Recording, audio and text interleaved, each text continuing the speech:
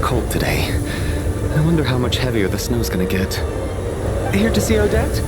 I just need to see your tickets for the preview. Perfect. Thank you. I'll hold on to your tickets. Come on in. It's freezing outside.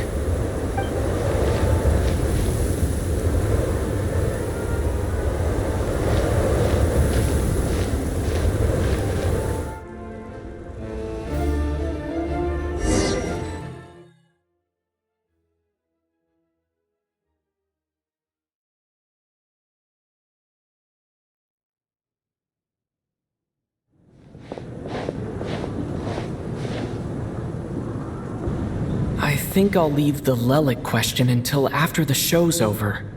Then I'll go find Odette.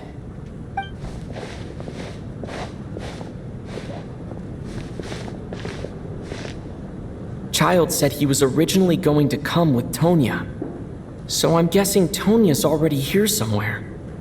Is there anyone here who looks like a Tonya? Let's see. It's a small audience. Makes sense for a preview. But wait, I do see some familiar faces. Mr. Chuganov's back again by the looks of it. Oh, and is that Mitya?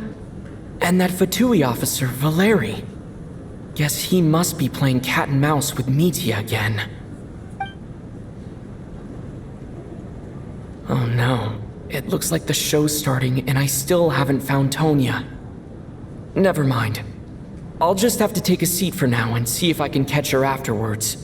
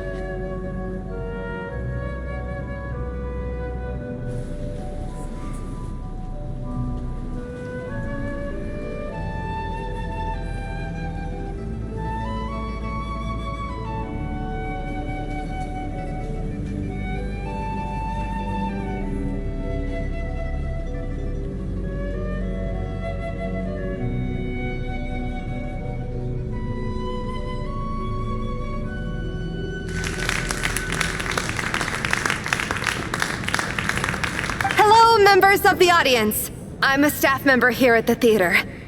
Today's performance was a very special one for us, as it marks the first attempt in a long time to revive the classic Snezhnayan ballet, Spirit Seeker. To commemorate this occasion, we would love to take a group photo of the cast, crew, and audience members present today. Could I kindly ask the audience to please come up onto the stage?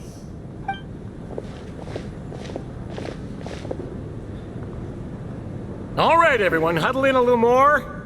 Now, look at the camera. 1, 2, 3.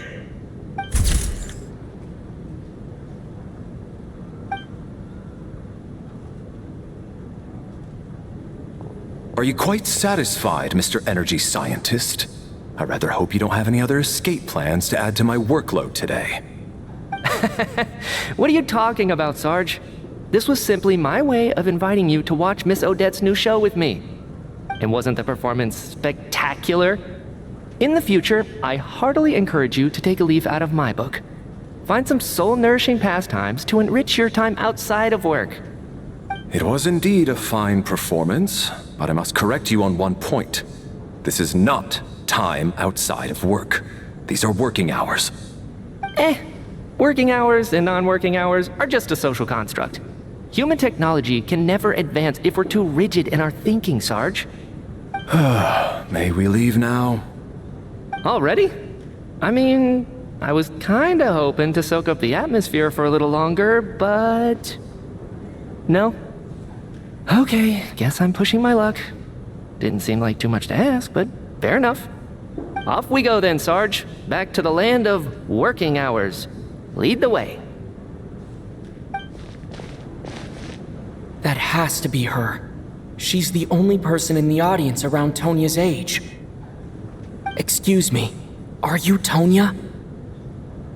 Huh? Your brother's busy today, so I took his ticket. Don't worry about him, he's fine. Oh, okay. Sorry for the trouble. What's wrong? Are you sick? No, I'm fine. It's nothing. Maybe she caught a cold on the way here because of the weather.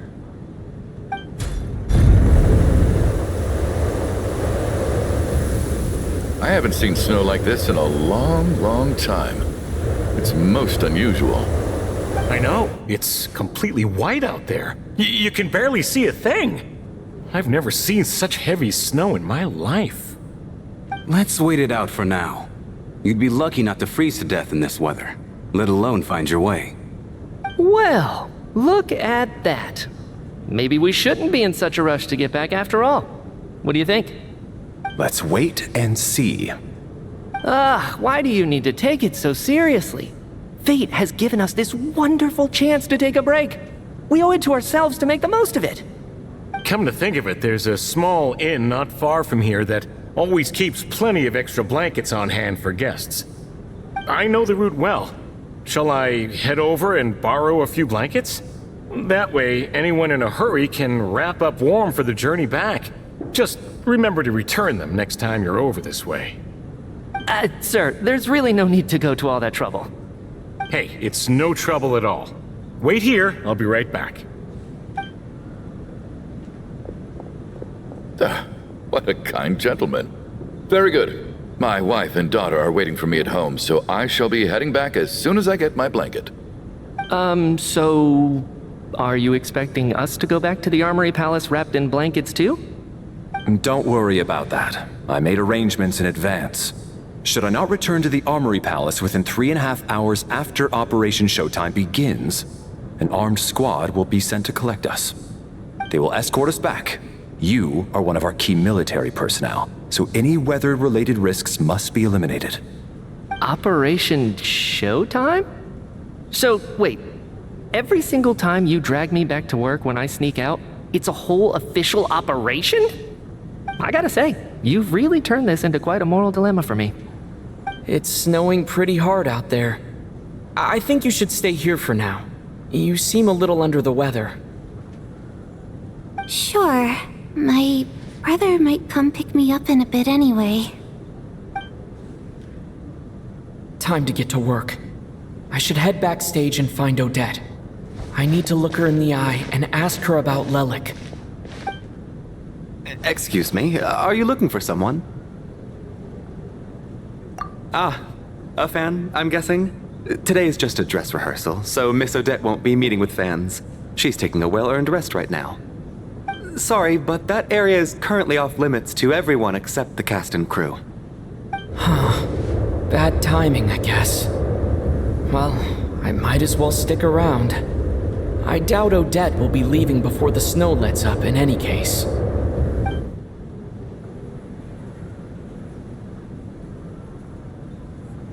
What happened to the gentleman who went to fetch the blankets? How has he still not returned? I was thinking the same thing. It's still snowing very hard. Do you think something might have happened to him? Whatever the reason for his delay, I must say I hate nothing more than people who make empty promises and fail to deliver. Well, I have to treat my employees like that on occasion, but that's different.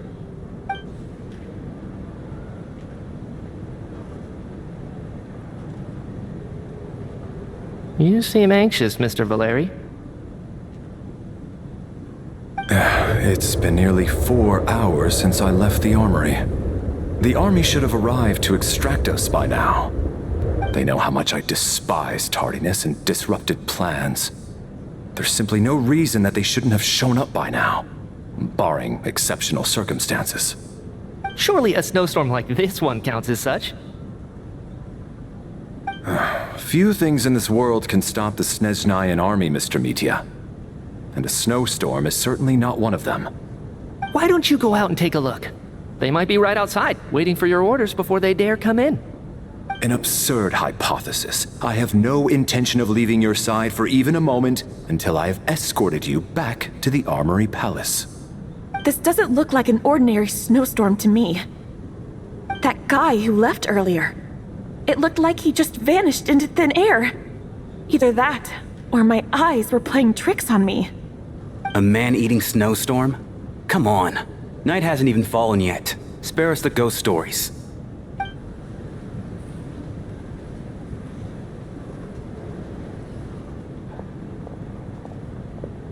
Traveler, didn't know you were coming today. How come you didn't say anything? Oh, right. I assumed you were looking for me and Vodenitsa. Odette's still backstage. Whoa, that's quite a snowstorm out there. I've been working backstage this whole time, so I didn't even notice. No wonder the audience hasn't left yet. Is weather like this rare, even in Snezhnaya? Yeah, snow like this. I'm sure I've seen it out in the wild before, but never in the city. Actually, I take that back. I don't think I've seen snow this bad even in the wild. This is something else. It's not normal. If even Alosha thinks snow like this isn't normal, could it have anything to do with that monster people have been talking about? We can't stay cooped up here forever. Someone needs to go out and take a look. No need.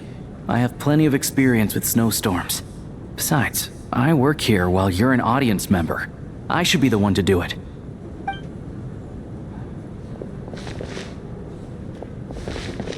Everyone by the door. Careful not to let the snow soak into your shoes. In a snowstorm, you gotta look after your toes above all else. Heading out, my man? Be careful. I've been told the snowstorm eats people alive. Thanks for the advice. I am planning to be careful. I just want to take a quick look at the situation out there.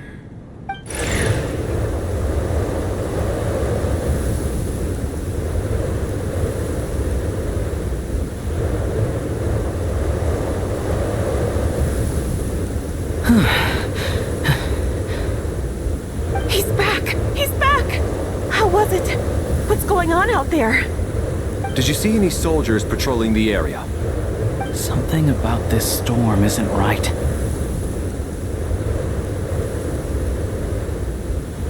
There's no one out there. I didn't see a single soul. And something in the air gives me the creeps. This isn't your average snowstorm. I suspect it might be related to recent events in our nation. I strongly advise everyone to stay here until the snow dies down. Are you serious? So all of us are trapped here now? That sounds a little far-fetched to me. You want to go outside and see? I, for one, am not risking my neck in that weather. This just turned from a minor delay into a major hassle. We can only hope that our friend who went to fetch the blankets just ditched us and went home. Is it really that bad? But my daughter, I won't be able to read her a bedtime story tonight. Huh? What are you all still doing here? Whoa! It's snowing hard! So now we're stuck here?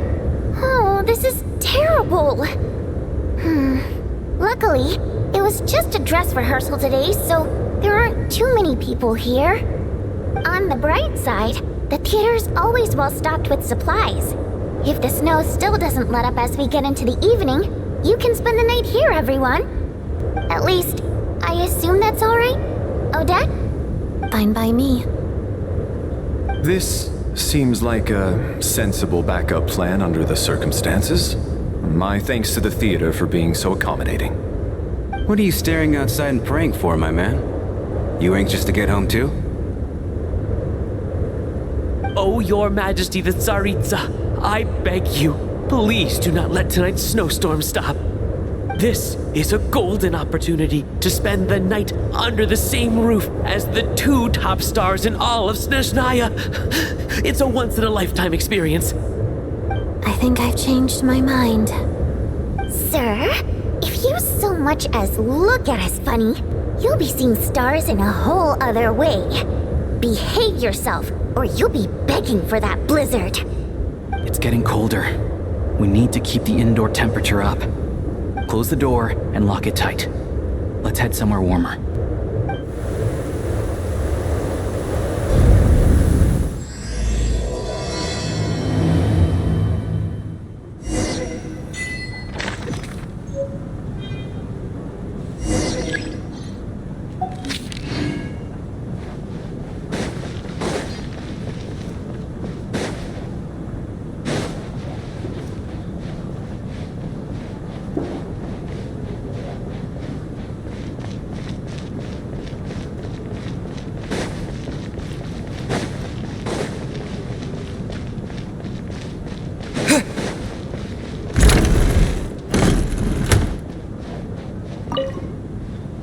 And then there's the aristocrats. Easiest of all to deal with. You don't need to use any force whatsoever. All you have to do is show them the rope you plan to tie them up with. I don't. Do tell. Because nothing horrifies them more than the thought of a cheap, coarse rope leaving creases on their precious million more coat. They'll do whatever you ask to avoid that fate. Unexpected, but funny nonetheless. Tell me another one. Well, look at that. I got myself a new listener. Hey there. Let me introduce myself. The name's Shram, and I'm a mercenary. The kind that gets paid to do odd jobs for rich folks. And I am Chuganov, an entrepreneur. If my name is unfamiliar to you, you will no doubt have heard of my factory, the renowned Iskra manufacturing plant. Are you really that famous, Mr. Chuganov? How come I've never heard your name before? Excuse me? Is that a joke? Or are you being serious? Oh, I'll have to ask my rope later. He's probably tied up more entrepreneurs than I've ever heard of.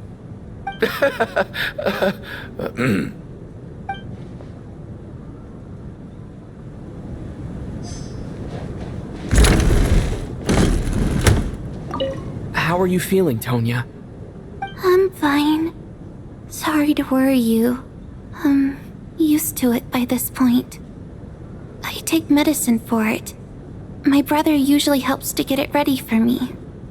Child must take great care of his sister. He's never mentioned Tonya's illness, though. You know, I actually find this whole thing kind of exciting. Stuck in a strange place thanks to a snowstorm. Having to spend the night with a bunch of interesting characters. It's... exactly. It's like one of those stories where an ordinary school trip turns into a magical adventure. I've always wanted something like that to happen in real life.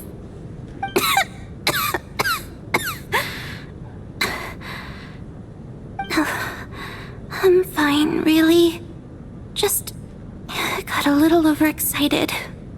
Look after yourself. Otherwise, your brother will come after me.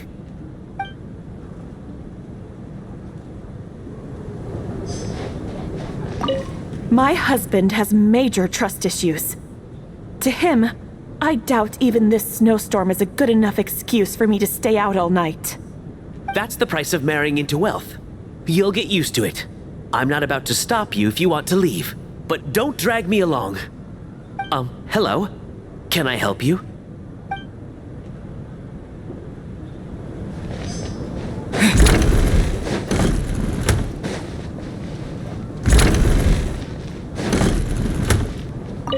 I have to say, even though today was a rehearsal and there were some hiccups along the way, Miss Odette's performance was one of the best I've ever seen, even compared to an actual show. Oh, I couldn't agree more, especially considering the weight of the subject matter. It takes a truly seasoned professional to do justice to a theme like love and regret. Do you think we were coming on too strong? Odette's ignoring us again. What about you? What did you think of today's performance? That's actually a more insightful critique than I was expecting. My mother would agree. She's always thought that was my biggest flaw. Maybe I need to work on making my facial expressions appear more natural. I'll make sure to save a ticket for you when the show's performance ready. This doesn't seem like the time or place to bring up the subject of Lelik. I need a chance to speak with her in private. So unfair. Talk about double standards.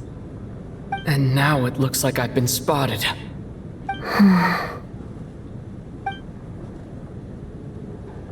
You know Mitya too? No, I don't. I just have a feeling that he might be dangerous.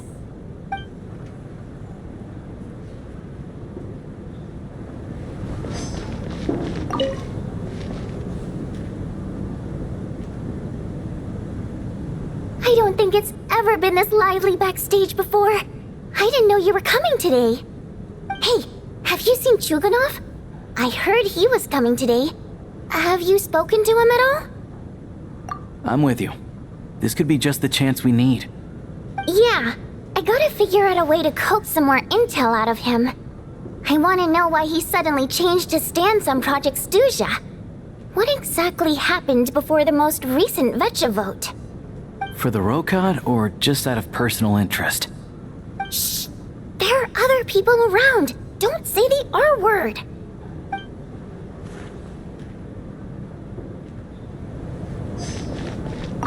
This is highly irregular.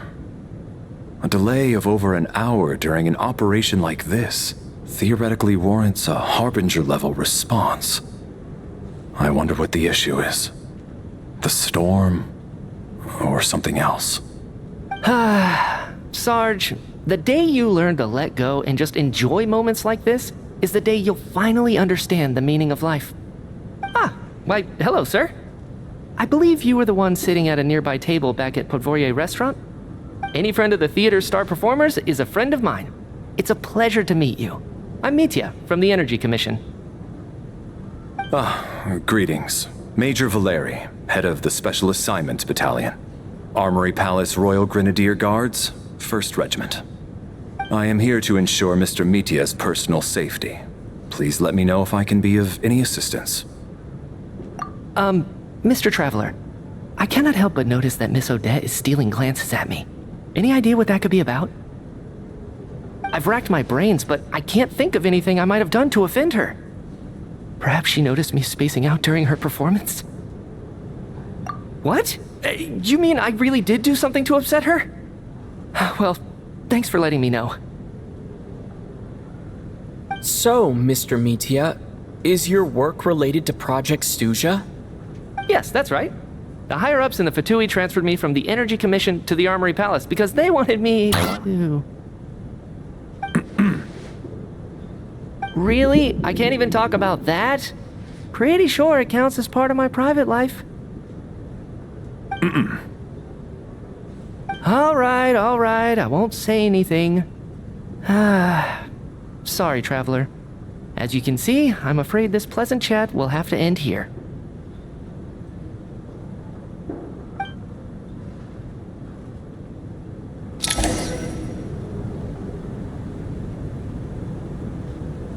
How's it looking, Alosha? No change from this afternoon. Heavy snow with no sign of slowing down. May I have your attention, please? The storm is unlikely to stop tonight, and it'll be even more dangerous outside at night than it was during the day. We at the theater owe everyone here a duty of care. Therefore, we strongly suggest that you stay on site overnight and avoid going outside unless absolutely necessary. In a few short moments, we'll give you a tour of the theater's various quarters. You can choose to sleep in the VIP room, the office, or backstage. Or on the stage if you'd prefer. We won't mind. I'll pass on sleeping on the stage. What if the snow is stopped by tomorrow morning? The early birds in the audience might think we're part of some experimental new show. A drama about sleeping? That could be fun. Maybe we could come up with a title for the production. What? Gotta admit, I didn't get that one. Anyone who doesn't wish to sleep on the stage, please follow me.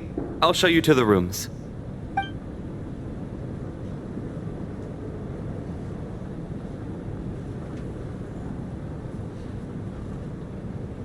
I guess I'll call it a night. Though I feel like I won't sleep very well without Paimon here. I'm sure she'll be worried that I haven't made it back yet. But as long as she looks out the window, she'll probably realize what's holding me up.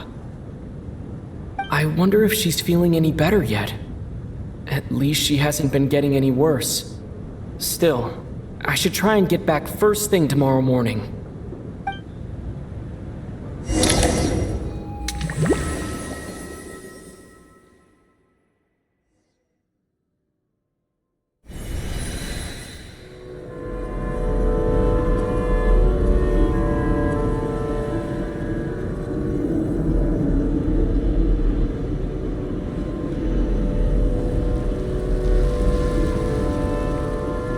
Finally! Welcome back to the world of the living, lazy bones. I was about to wake you. The black mist is almost on us. Still waking up, huh? You know, the black mist. It's been chasing us from below ever since we were born. You're just dozy. There's no way you've forgotten. Come on, let's keep heading up. Onwards and upwards is the only way to survive. Don't listen to a word those black mist cultists say. Here we go again. The endless march toward survival. What's going on? That black mist down there is creeping me out. And it's rising. Guess I should head upwards and get away from it. The black mist cultists believe that being swallowed by the black mist leads to everlasting peace. But if you ask me, they're just lying to themselves. We're the only heretics left. The only ones who refuse to give in. We have to keep going. But how do you actually know that they're wrong? Dangerous question there, Torgov. The moment your faith wavers, you start a chain reaction that ends in the collapse of your will. Put the question out of your mind. Stay strong and believe that the black mist means certain death. Okay, but it's not my mind that's the problem. My body's about to give up on me. It's already starting to falter.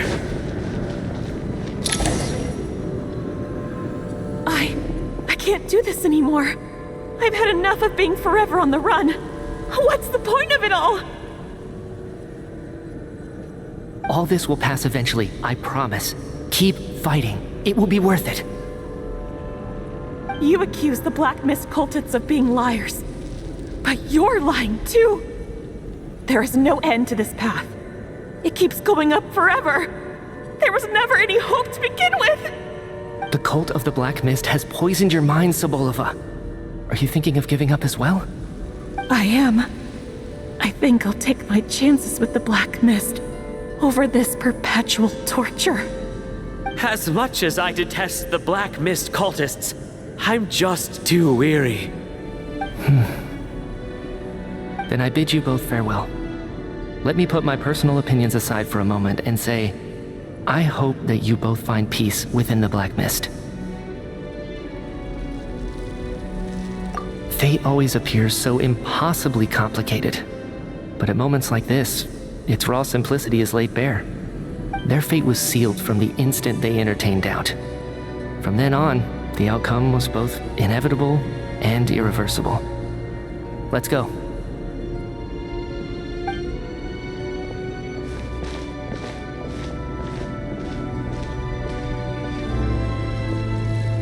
Torgov and Sobolova are gone. I never thought the day would come when even they would be swallowed by the Black Mist. It's just you and me now. Yes, it looks like it's satisfied. For now. This happens from time to time, but it won't be long before the Black Mist starts chasing survivors once again. No one knows how to stop its advance for good. Well, we should make the most of the precious moments of rest that those two bought for us.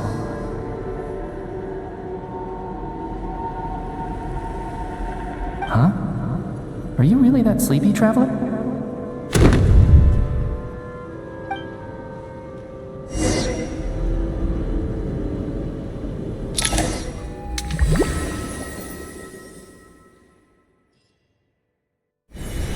Ah! Help! Somebody, come quick! What is it, Tuganov? What's wrong? Huh? Is it morning already? What's all the commotion?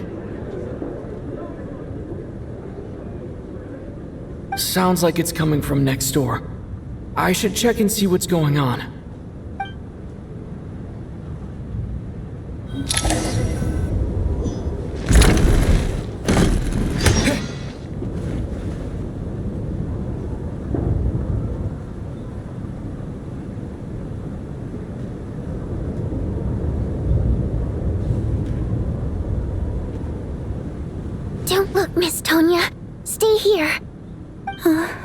okay?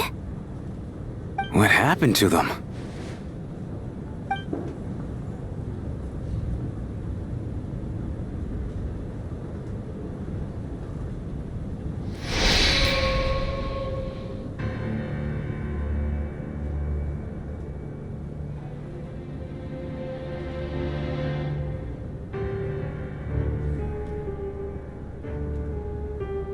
These two people have passed away. And the strange thing is that somehow, I knew this was going to happen. I knew that they would be the ones to die. Have I seen this moment before? Or did I have some kind of premonition? I can't remember what it was. Let me take a look.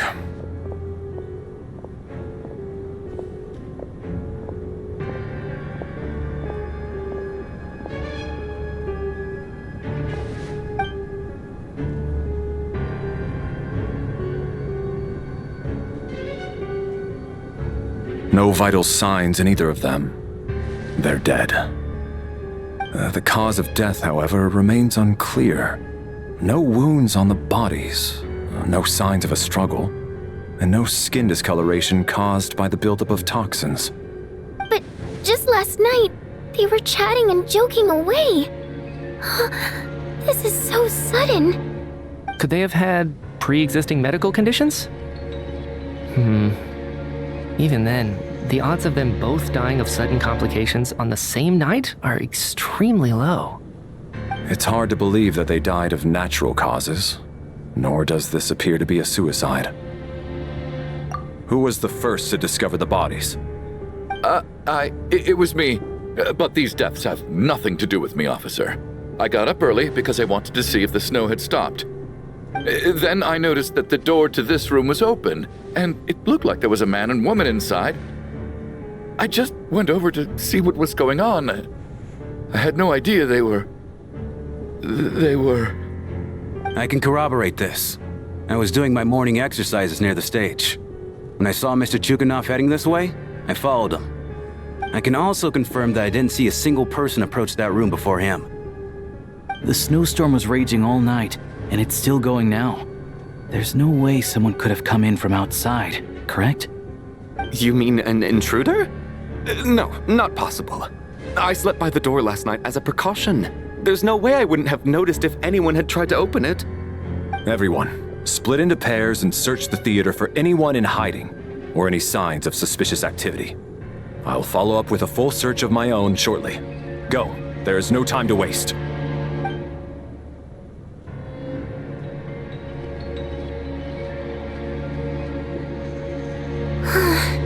Nothing on your end either?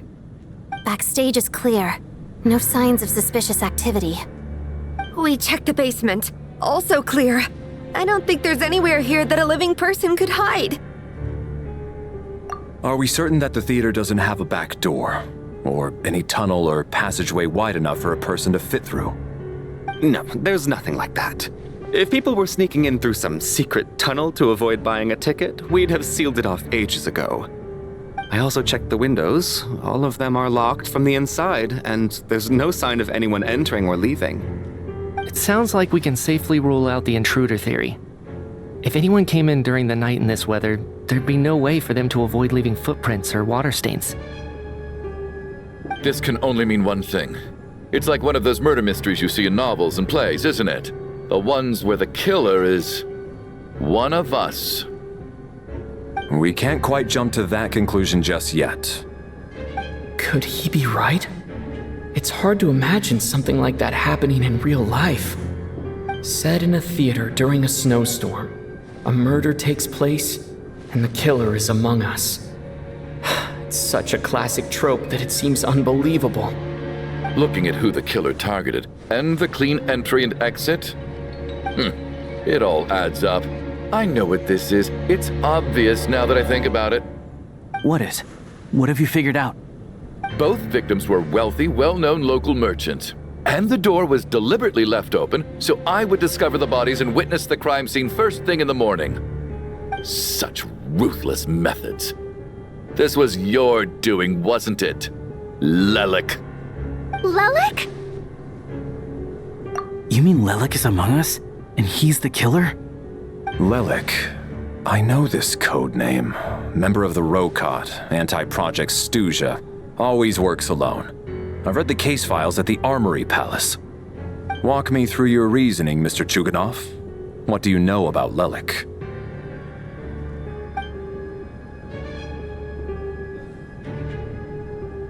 What now, huh?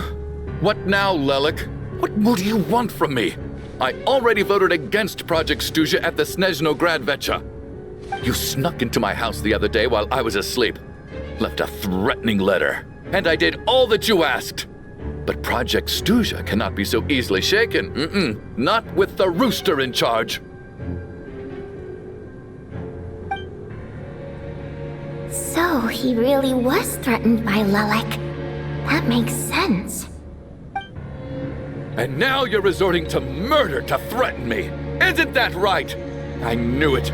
The Rokot despises the rich. The lives of the wealthy are but refuse in your eyes. Show yourself! Which one of you is Lelik, Tell me! I'll do whatever you want! Just stop playing these mind games!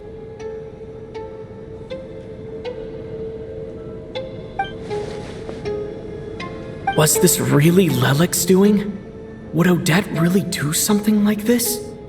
If Odette really is Lelik, this seems out of character. But then again, how well do I really know her? I'm probably the only one here with a compelling theory about Lelik's true identity. But if I reveal it now, I'll be putting Odette in the line of fire. What should I do? I don't think it's likely that Lelik killed anyone. At least from the stories I've heard, he's never killed anyone before. And his name has never come up in connection with any murder cases. Besides, even if Lelik did want to threaten you, why resort to such an extreme and roundabout method? It's not his style at all. Vodyanitsa doesn't know that Lelik might be Odette, but her assessment is pretty much identical to mine. Miss Vodyanitsa, why do you suddenly feel the need to speak in Lelik's defense? Defense? Oh, no, it's just... I'm worried that we're jumping to conclusions here, so I wanted to share my point of view. Also, I don't think the Rokot is as bad as you're making it out to be. Well, if you think I'm so wrong, what's your theory then, Why don't you tell us who the killer is? The case is still evolving, Mr. Chuganov. Please do not prevent others from expressing their opinions so early on in the discussion. Even so, there's no denying that the recent threat received by Mr. Chuganov may well be an important clue. So there's still a good chance that Lelik is right here among us. I can't do this anymore. I don't care if it's still snowing outside. I have to get out of here. Whoa, take a beat. We all know it's far too dangerous out there. Even the soldiers couldn't get to us. Go out that door, and you might not live to tell the tale. And whoever this Lelik is, they're surely not going to murder anyone in broad daylight. Be sensible, my man. You're safer inside. As much as I regret having to say this, I'd like everyone to cooperate and refrain from exiting the premises until further notice. Because as things stand, every one of us is now a suspect. Unless anyone has further information to share, let's adjourn for now. Feel free to keep searching for clues, but make sure you don't go off alone.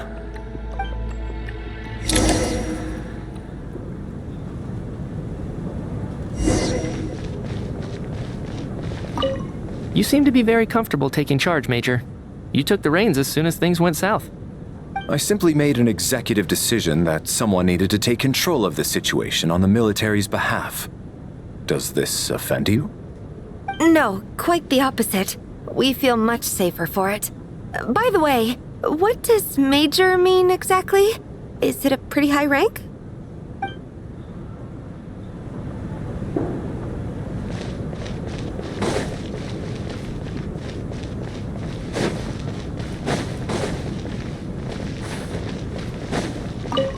We don't move in the same circles, so I'm not clued up on Project Stuzha and all this political Nevertheless, sir, I think your top priority as soon as you get out— Such as? Such as my—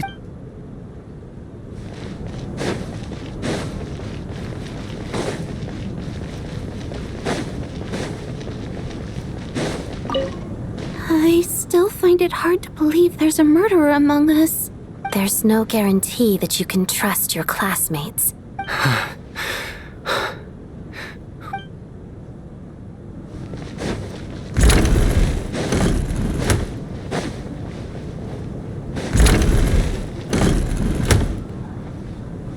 You're right, that was my bad. It was a knee-jerk reaction. I didn't think it through. Luckily, no one suspected my identity. Oh, phew. It's just you. I thought someone was eavesdropping. Since Vodyanitsa and I were on the same page earlier, I think I should share my thoughts with the Rokot members first.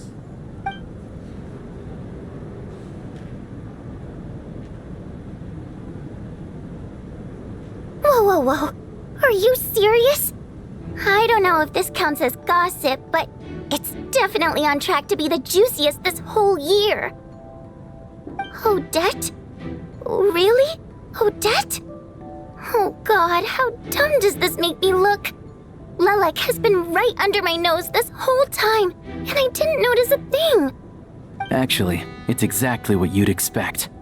Sometimes, hiding in plain sight is the best strategy. And now that you mention it, the more I think about it, the more sense it seems to make. It all adds up. What are we up to now? 1, 2, 3, 4... Odette's identities. She's my coworker, specifically a ballerina, and also a Fatous, a member of the Rokot. Now, Lelek. It must be so exhausting. I just want to give her a hug. I guess since I've always known her as a member of the Fatui, it never even crossed my mind that she could be involved with the Rokot, let alone be Lelek. I don't understand. If she's with the Fatui, what reason could she have for being so opposed to Project Stuzha? Probably best if you ask her that in person. Well, since you waited until now to bring this up instead of announcing it to everyone earlier, does that mean we're all on the same page here? Yeah. Lelek may not follow orders from the Rokot leadership, but as far as I'm concerned, she's never crossed the line. If anything, her actions benefit the poor. We need to confront her face to face. Do you think she'd really admit to being Lelek? I don't know. We'll have to see how it goes. For now, we'll work on the assumption that she didn't kill anyone, and see how much she's willing to tell us.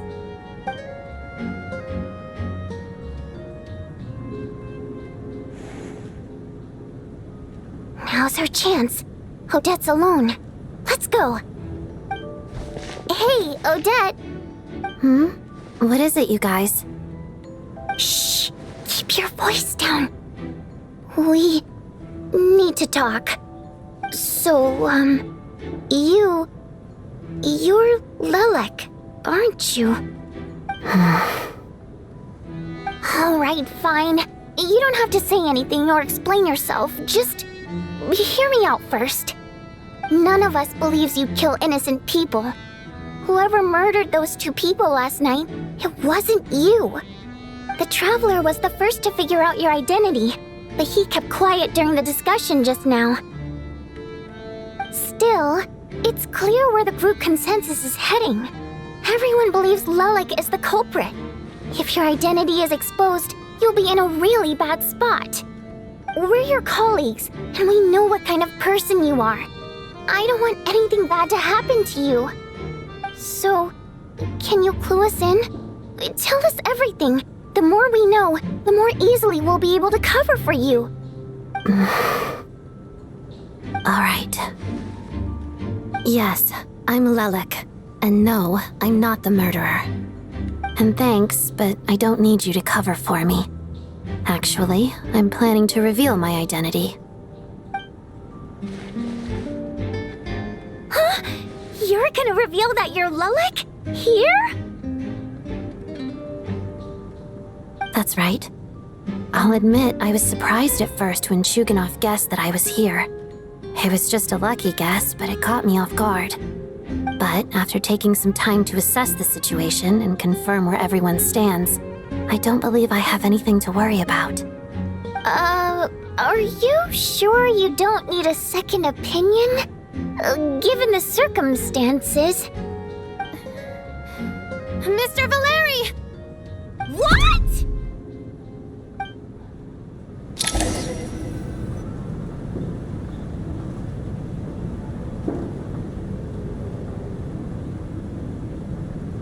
So... Odette is Lelik? I don't know what game you're playing, but you've got a lot of nerve.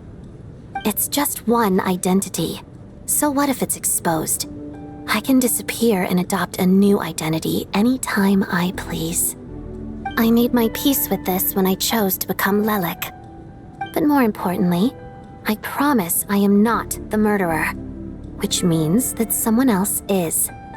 So, if anyone still insists that I did this, you'd best produce the evidence now. Otherwise, I suggest that you bite your tongue.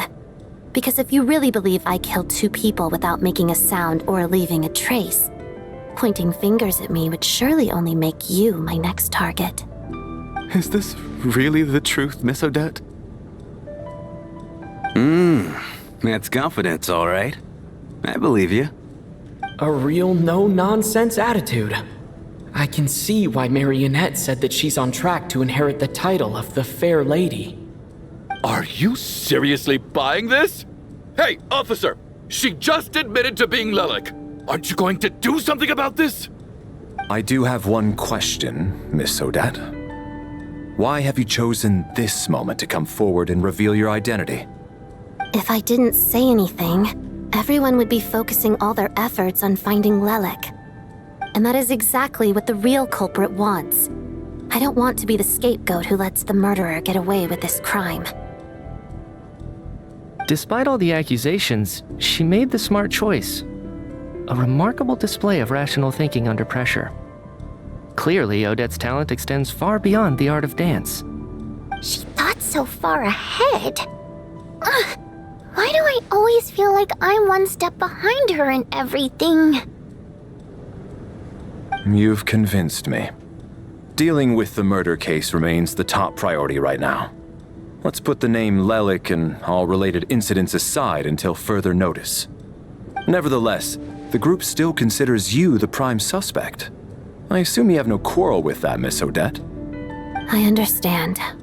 You're welcome to keep an eye on me around the clock. I have no objections. Mr. Chuganov? For my wife and daughter's sake, I'll let you off the hook for now. But don't think you're forgiven for breaking into my house and threatening me. Just wait till we get out of here, Lelik. We'll settle the score then.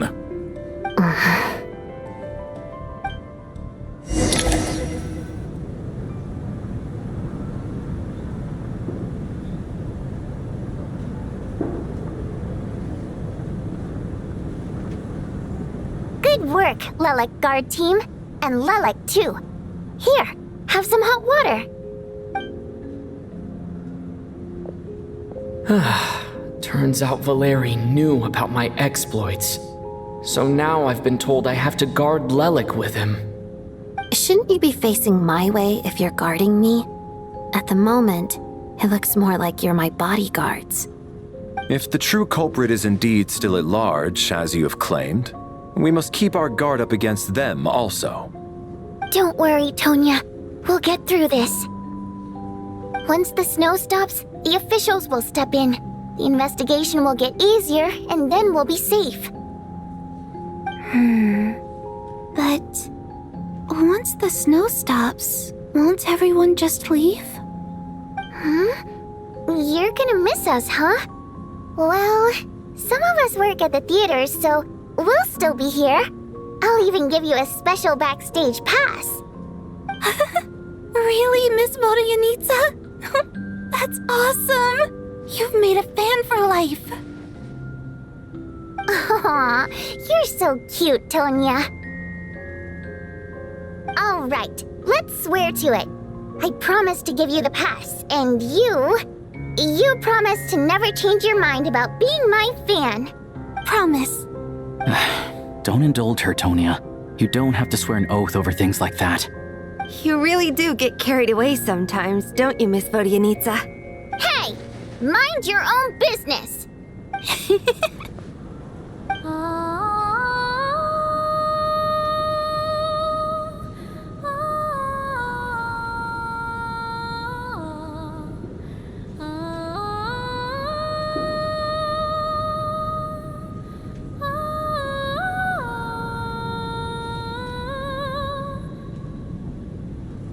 Don't be nervous, Miss Water Imp. Everyone's here. There's nothing to be afraid of. Excuse me? Do I look nervous? Don't be ridiculous. No. You sound nervous, lass.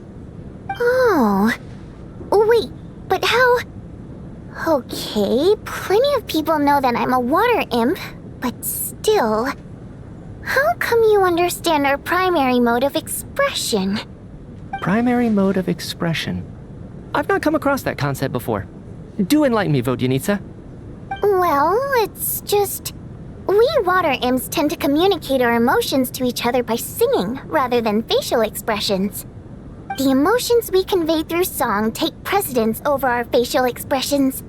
So, we think of it as our primary mode of expression. I'm impressed, Shram. I didn't take you for a man of culture, but you're clearly rather learned. It's not about being cultured or not. The thing is, this mode of expression can usually only be understood by other water imps. It's not a simple case of a song sounding happy or sad. And yet, you're clearly human, Mr. Shram. It's really not the big deal you're making it out to be. I think I just have a knack for it. Plus, I have a... very close friend who's a water imp. A delightful lady. But keep that a secret. Anyway, we spent so much time together that before I knew it, I noticed I could understand her expressions. Oh, I guess that makes sense. Still, the fact that you have a water imp friend is even more surprising. I'd better watch what I'm singing when I'm around you from now on. Hey, what are you implying? You're not secretly insulting the audience in your songs, are you? Heavens, why would I do a thing like that? It's getting late. We should discuss our sleeping arrangements for tonight. To guard against the killer, someone needs to keep watch. I suggest that we don't sleep in separate quarters tonight. It will be safer if we all stay together. As long as someone keeps an eye on Lelik, I'm quite sure we won't have any trouble. Are you saying that you wish to bet your life on Miss Odette being the killer? Nonsense. Of course not. Then I propose the following arrangement for tonight. The Traveler, Odette, and I will form the Night Watch. We'll sleep in shifts, but two of us must be awake at any given time. An excellent idea. This allows us to handle the Night Watch while also keeping an eye on Lelik. Meanwhile, the rule of taking shifts in pairs resolves the other issue. Namely that we can't necessarily trust the Traveler or Valeri either. I expect that plan took you quite some time to come up with, didn't it? Actually, our field combat manual outlines a similar approach. Although the scenario there involves guarding prisoners overnight during field operations. That being said, I must clarify that I harbor no disrespect towards you personally, Miss Odette. In fact, Lelik's numerous covert operations make fine textbook examples for military agents. I care less about respect and more about the fact that you just robbed me of 2/3 of my sleep tonight. I'm calling dibs on being the first to rest. Good night.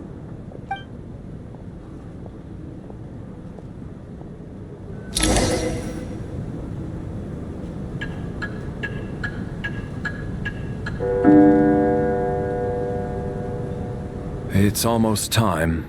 We should wake Odette. How are you faring? Oh, not going to argue with that. I'll take a quick nap. If you start to feel sleepy, wake me up anytime. It's finally time for Odette and I to share the night watch. I should wake her up.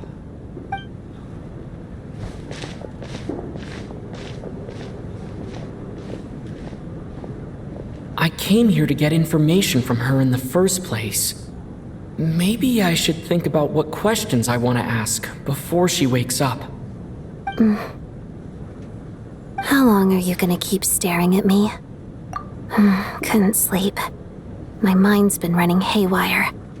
Plus, there's something I've been meaning to talk to you about. I had a hunch that you wanted a conversation too. Let's take this chance to clear the air, shall we?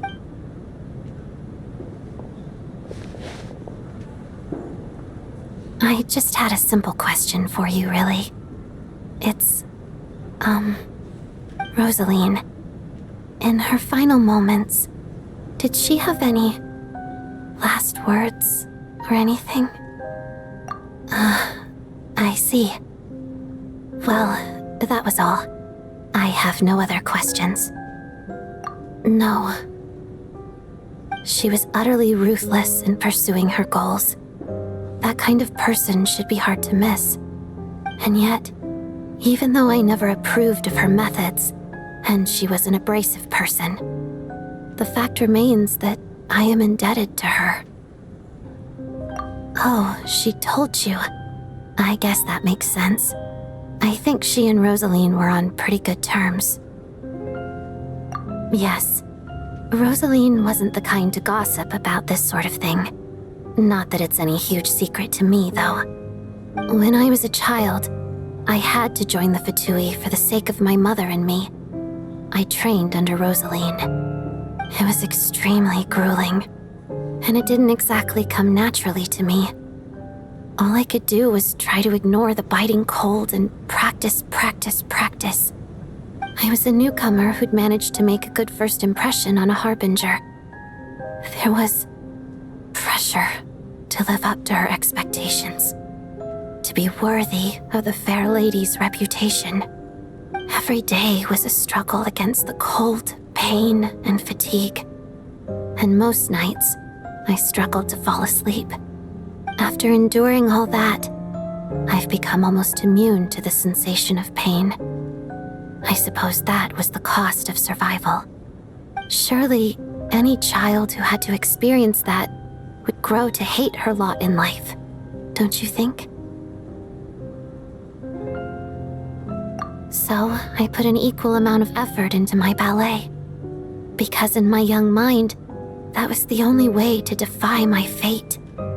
It was my way of telling her, the Fatui's demands and your expectations of me are not what I wish for. One day, I will leave. I think she probably blamed my poor performance in training on my passion for ballet. She knew my heart wasn't in it. One time, when I was secretly practicing a dance at night, she suddenly showed up. I knew she was there to catch me red-handed. I told her, "You don't deserve to watch the dance I learned from my mother." She looked stunned. I guess she was surprised that I lashed out first, before she had the chance. But strangely enough, on that occasion, she wasn't fierce with me like she was during training. Instead, she fell silent for a moment, and then left.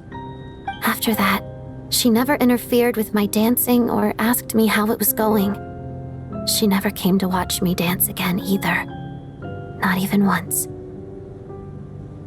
She was. But even now, whenever I take out this core Ignis, I can't help but think of that night. Of the look on her face. Sort of. Although gift might be too kind a term. This is her flame sealed within ice. A symbol of her favor, yes, but also our way of keeping an eye on people. She knew the location of every piece of core Ignis. If any recipient started acting suspiciously, she'd be on to them immediately. Trust her to make even a mark of approval feel suffocating. So, when news of Rosaline's death reached Snezhnaya, many people immediately crushed their core Ignis. It gave them a profound sense of relief, like they'd broken free from her shackles. But I kept mine. With my sensitivity to pain being as dull as it is, the warmth from this core Ignis is one of the few things I can still feel clearly. I still wonder, did she really come to stop me that night? I wasn't sure, but I was scared, so I said some really awful things. I guess she didn't leave anything behind. Not that I expected her to. It's fine. It's just a bit of a shame that we couldn't settle our differences before the end. She did. Are you sure she was talking about this event? No, she didn't. I didn't even find out that she'd gone to Mondstadt until a while after she'd left. Wait, in that case... Okay, I will. Thanks for letting me know. There's something I'm trying to figure out. I'm beginning to suspect that Paimon's mystery illness is being caused by the energy research behind Project Stuja. Paimon's very important to me, so I have to get to the bottom of this. I figured that since you're Lelik, you might know something about all this. The ultimate goal of this energy experiment is to create a weapon for the final battle. The weapon's construction was completed in Nodkrai. Now, all that remains is to arm it with a sufficiently powerful energy. Yes, the weapon's development and all the related experiments are overseen by Lord Piero, the Jester, and the lab is located deep within the Armory Palace. I'm not sure why this experiment would be making Paimon feel unwell, though. The best way to get to the bottom of it would be to go there in person. Once we get out of here, I'll help you apply for an entry permit. And I'm hardly the organization's proudest member, as you know. You answered my question about Rosaline. I want to do you a favor in return. It's that simple.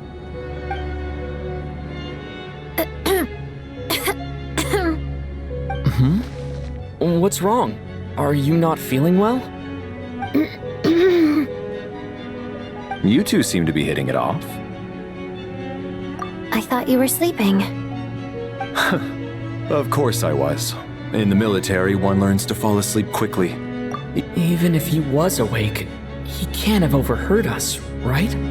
Well, thank you both for keeping watch. Traveler, I'll take over for now. It's your turn to get some sleep. Sure.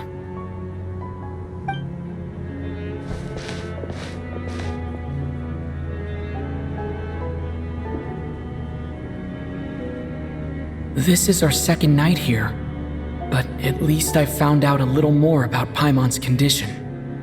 I hope she's been sleeping well the past couple of days. Why do I feel like I'm being watched?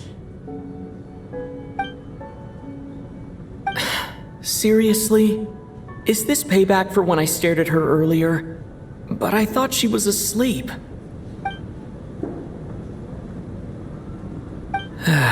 Never mind. I'd better try and get some sleep myself.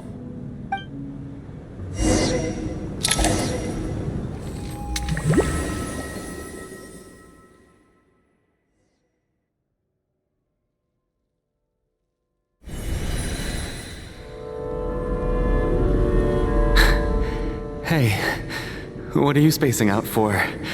Are you reaching your limit too? How long have we been walking for? Do you remember? Time's lost all meaning. Ever since we noticed that thing above our heads. What was it called again? A star key? Or key star? Anyway, the person who named it was swallowed by the black mist. Whatever it's called, ever since we noticed it, we've been walking up and up, hoping that as long as we reach it, we can find a way out of this place. But it seems like no matter how far we walk, we never get any closer. Well, we've come this far. You never know. Maybe we're almost there? Come on, enough moping. Let's go. The black mist is catching up.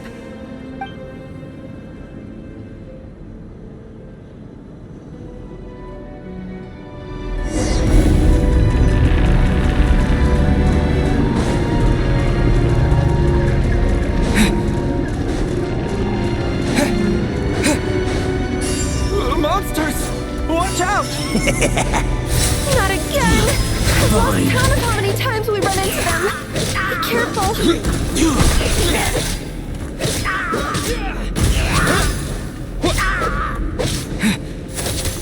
Back up here. Cryo Storm!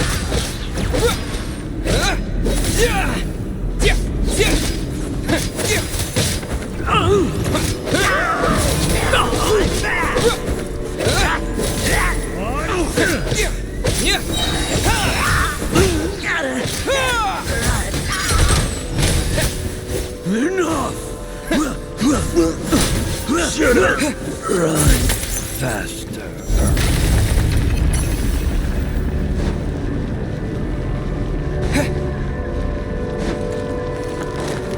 Here they come again! Get ready! You wanna fight? Let's go! Gotcha!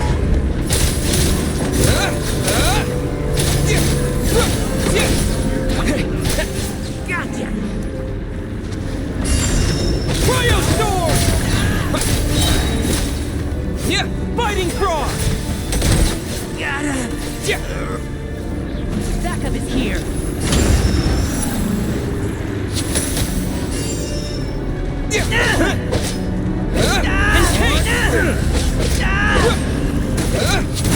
What the?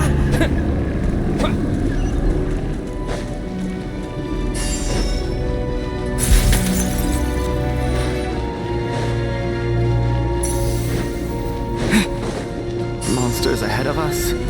The black mist behind us? Feels like there's no escape. Shut up! Run faster.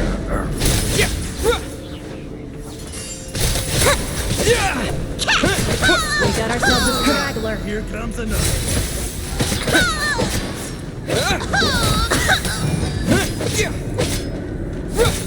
Backup is here.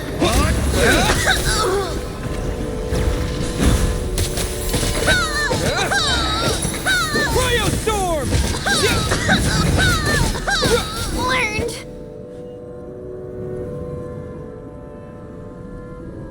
Are you hurt, Coolish? No, I'm fine. It's just... suddenly I don't want to walk any further. I get you. In fact, I reached my limit a long time ago. Sometimes it feels like there's hope where there shouldn't be. Yeah. The hope that the star gives us is the only thing keeping us going. But I'm not sure it's real at all. It may just be a collective illusion. Otherwise, why would it always be out of reach?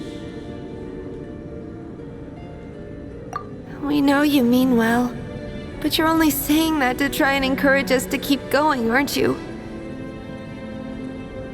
Thank you, friend. But enough is enough. Please don't give me any more false hope. Hope is poison in this place. You're going to continue, aren't you? I admire that. I've given up, but I wish you the best. May there come a day that you catch up to the star and leave this godforsaken place.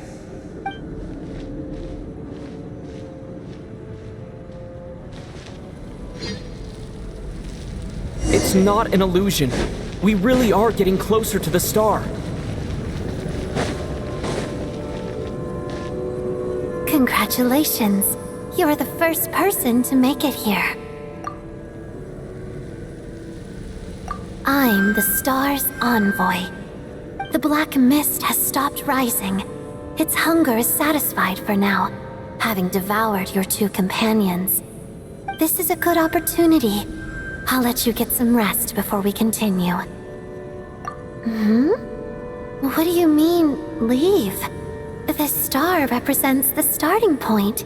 It's the waypoint for the beginning. Congratulations on reaching the starting point. Once you are ready, we will head out and walk upwards.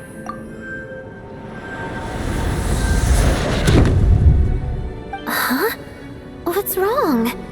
Hey, don't give up before the journey's even begun.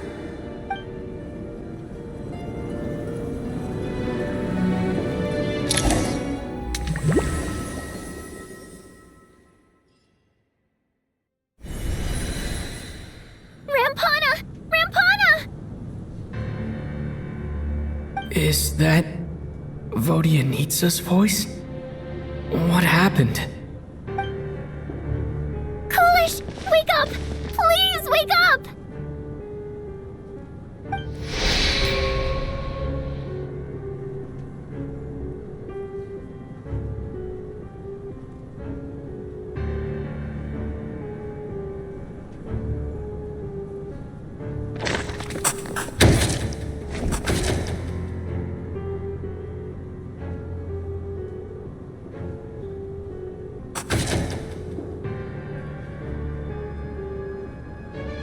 The situation is identical to that of the two casualties yesterday.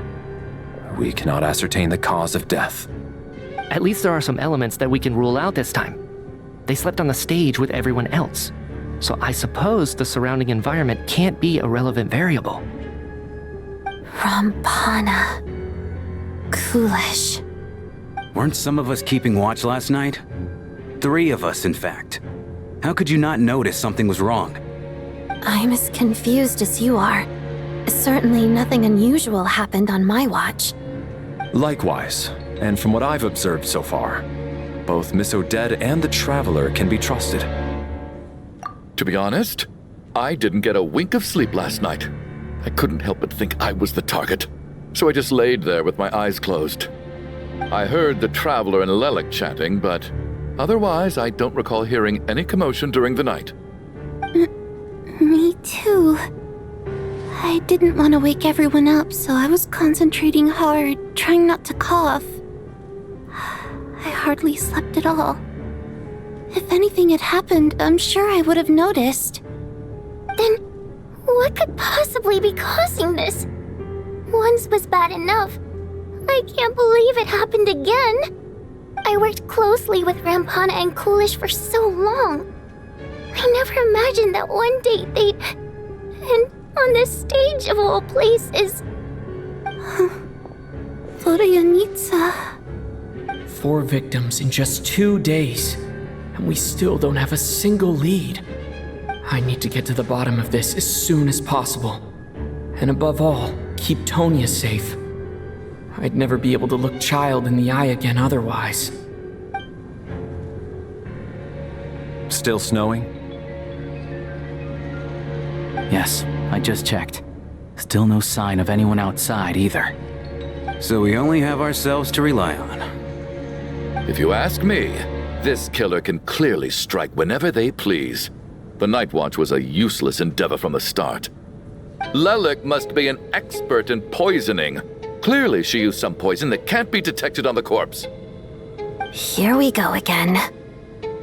Listen, I was already thinking to myself last night, was Lelik's reason for revealing her identity the real story? Well, now I have my answer. It most certainly was not. She's been playing us for fools. You get off on this, don't you? Revealing your identity, only to carry on with your killing spree? That's a hideous thought. One that only a hideous mind like yours could dream up. How dare you? That's enough. Yesterday, you named Lelik as a suspect because the victims were both wealthy merchants. Lelik might have had a motive then, but today's victims were just ordinary people, not to mention that they were colleagues of Odette and mine. What reason would she have to murder them? Let me guess, just to scare you? Who knows? Maybe you don't know her as well as you think. I implore you all to ask yourselves, how many people are there really in this world that have what it takes to kill another person? Not many, I'd wager.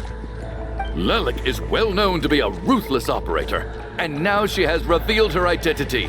How could it be any more obvious?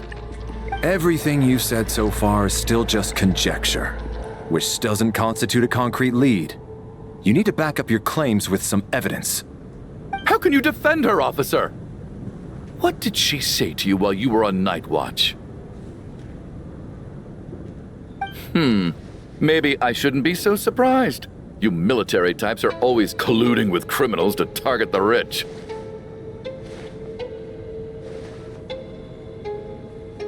All so you can get your grubby paws on our hard-earned fortunes, then tell us to fall in line. The Fatui, the Druzhna, and the Rokot. Thugs, the lot of you.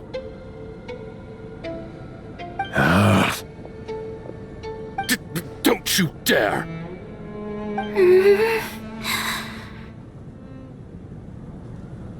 Sir, but you were the one who told us not to stop other people from expressing their opinions yesterday. 4 people have already died. Only yesterday I was chatting with Mr. Coolish. Then we woke up in the morning and he's... Turning against one another is the last thing we should be doing right now. Little girl. Even if Mr. Chuganov is a puffed-up, pig-headed windbag who doesn't have a clue what he's talking about, he's still one of the victims here, isn't he?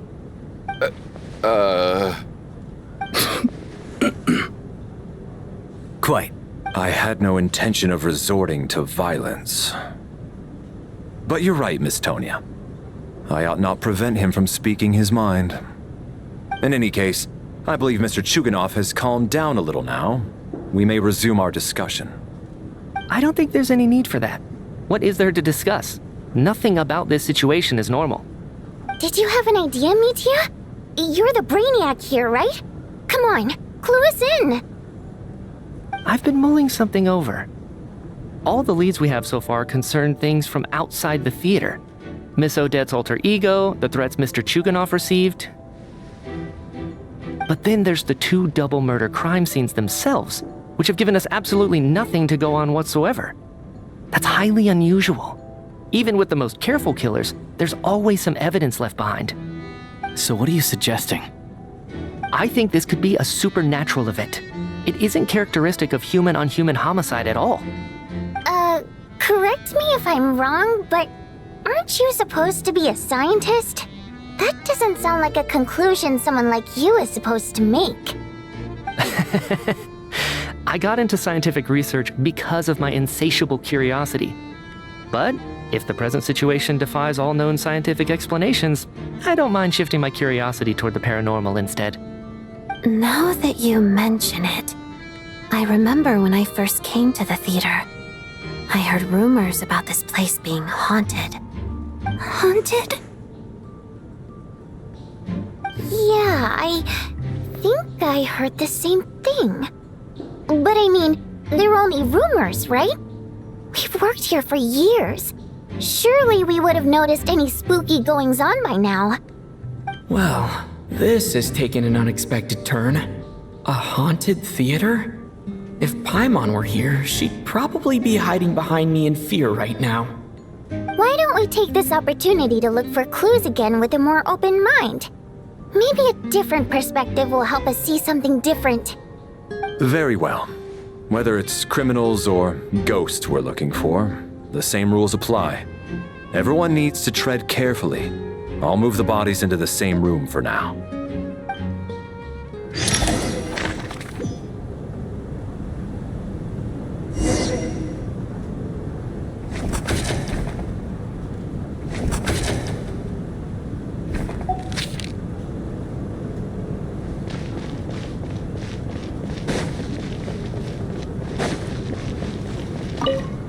I need to think very hard about whether there's anything that ever needed hiding. After all these years, there must be some things even I've forgotten about.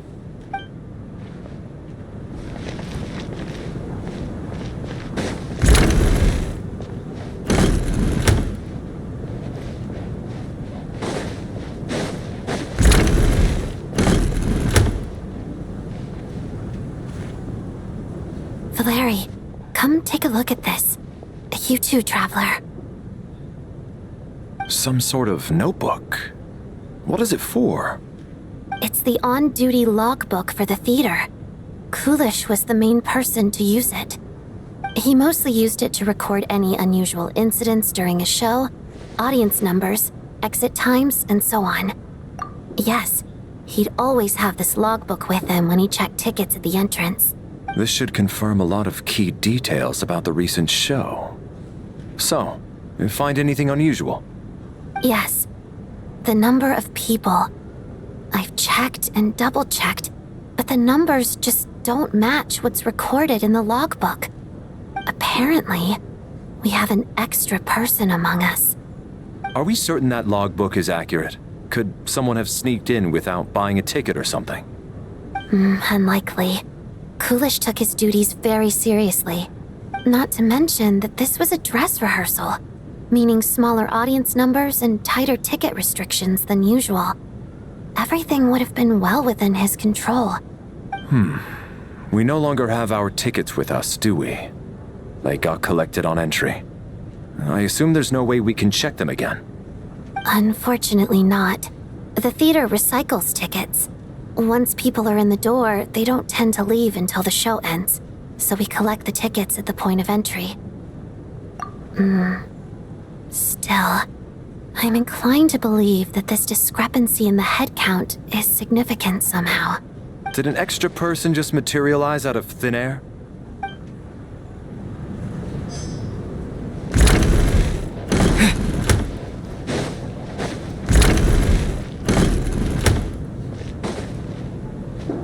Tonya, did you find anything?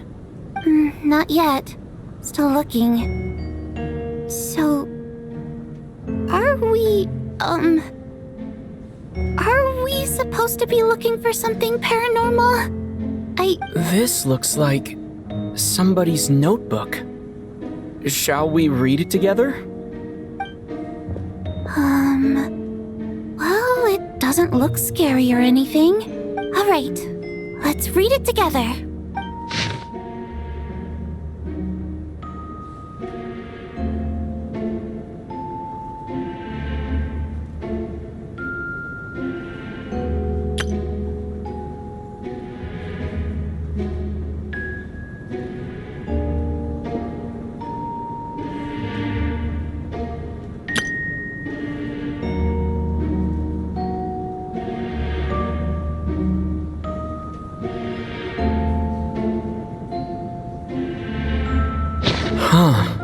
This has to be Vodyanitsa's writing. Sure.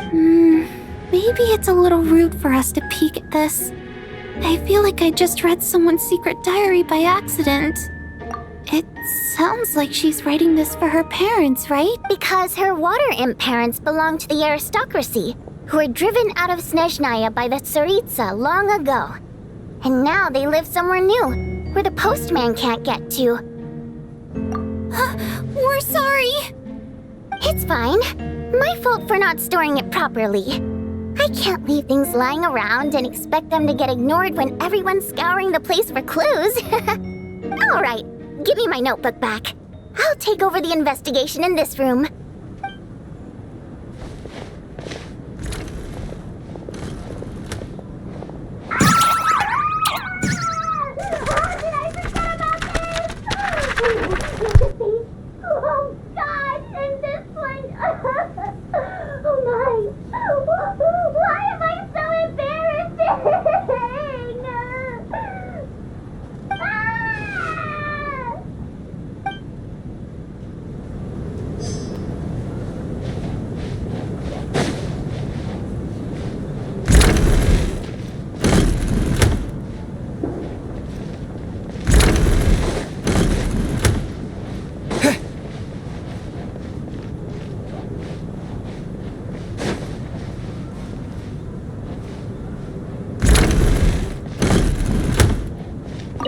Did an extra person just...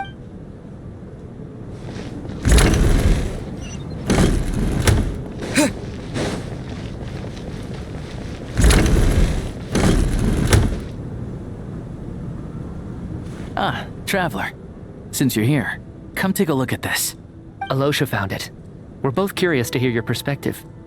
It appears to be an investigation report. And the focus of the investigation was the rumors of haunting we heard about earlier.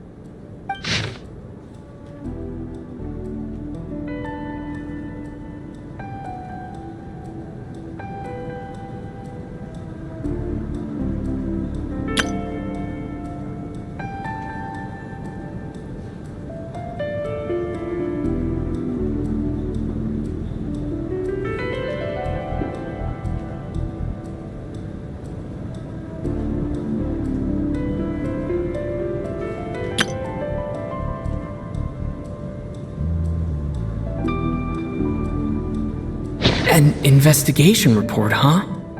Looks quite old. This person's name looks to be of Sumeru origin to me. Was the investigator from Sumeru? The theater manager must have hired an investigator once specifically to look into this issue. But it doesn't look like anyone ever looked at the report. Presumably, the manager wanted to know if the supposed haunting was dangerous while also being fearful of word getting out in case it affected the theater's business. Anyway, the bottom line is, the haunting is actually real after all. It's caused by an obstruction in the ley lines. Is there any chance this is the key to finally making some progress with the murder cases? Ley line problems are pretty unexceptional to me by this point. And while it certainly offers an explanation for the ghosts, it's hard to imagine what connection it could have to these two murder cases. Some of the language that appears at the very end of the report caught my eye. Angel civilization, ley line renovation? My area of research doesn't touch on any of that, so it's completely outside of my wheelhouse. Huh?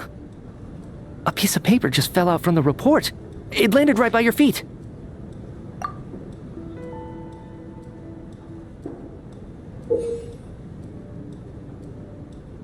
How unnerving.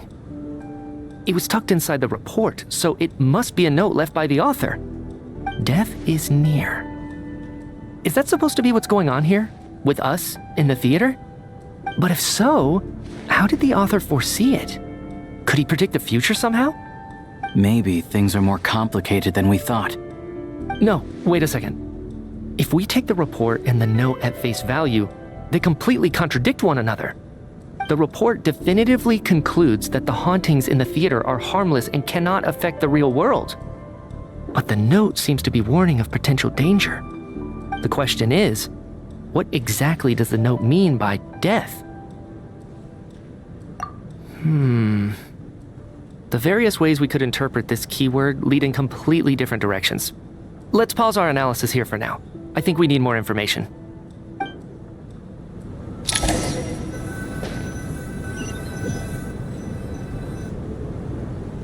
If we take all this together, it's not impossible, is it? If anything, it's the natural conclusion. Oh, I beg to differ. This sounds to me like a product of a researcher's vivid imagination. And perhaps it's because I'm still viewing this through the lens of a typical murder investigation. But still, I'm struggling to be persuaded by your theory. Does it really sound that far-fetched? Alright, well, let's treat that as speculation for now. I do agree with what you've said, so let's go with your idea for now. Good. Okay, now that we finally have some meaningful leads, I think it's time to reconvene. Let's get the others.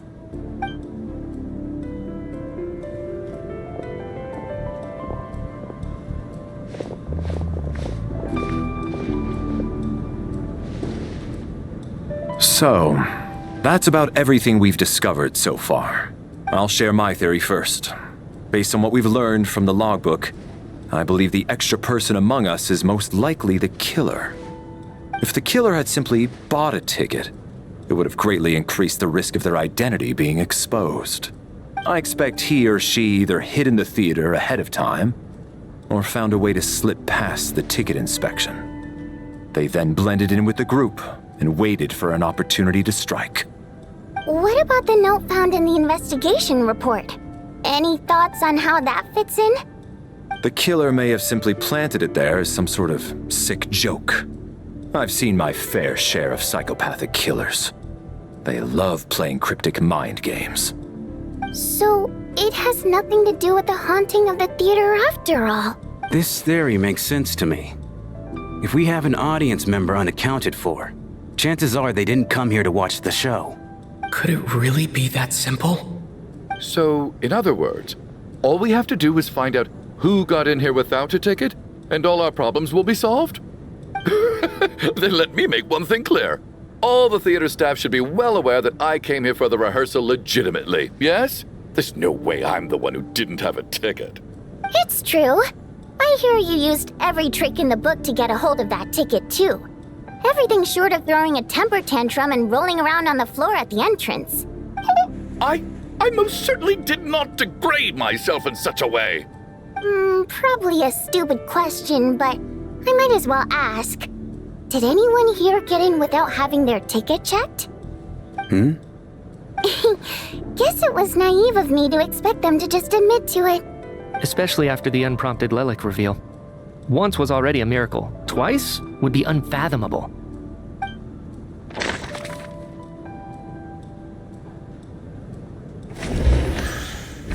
Tonya received her ticket the same way I did. I assume Child got both of them together. In any case, I knew in advance that Tonya was coming.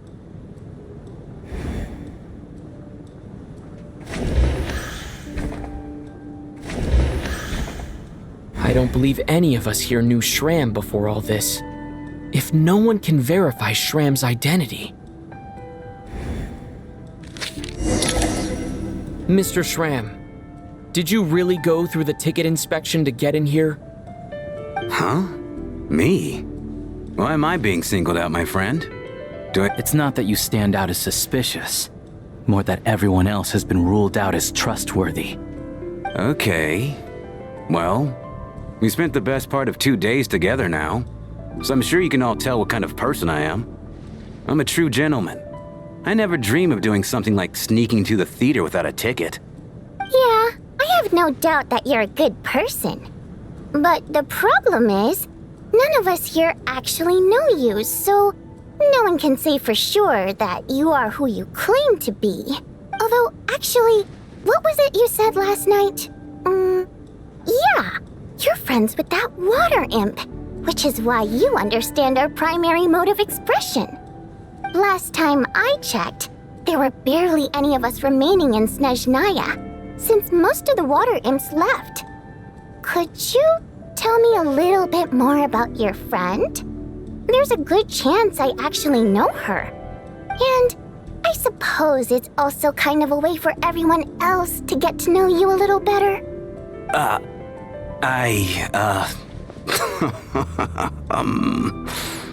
Good grief. Are you blushing? Pull yourself together, man. Stop giggling like a teenage boy. It's revolting.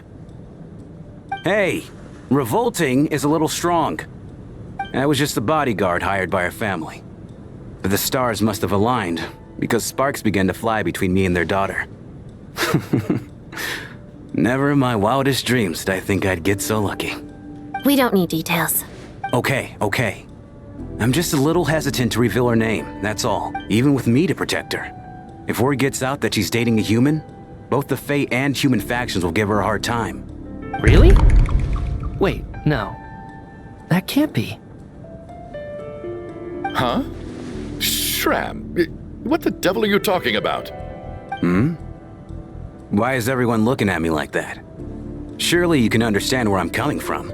Delicate times. Factions? Yes? You know, the Civil War? Last time I checked, the Fae and the humans were still at each other's throats. If I'm not mistaken, the last significant civil war in Snezhnaya history was over 400 years ago, when Her Majesty the Tsaritsa had just taken the throne and was consolidating her reign. What do you mean, 400 years ago? What's going on here? Is Shram from the past? All right, Mr. Mitya, you win this round. As far-fetched as it is, it appears that your theory may be correct. I'm just as amazed as you are. I didn't even believe it myself, to be honest. Is someone going to explain what's going on here? From the look on your face, you figured it out too, haven't you, Traveler?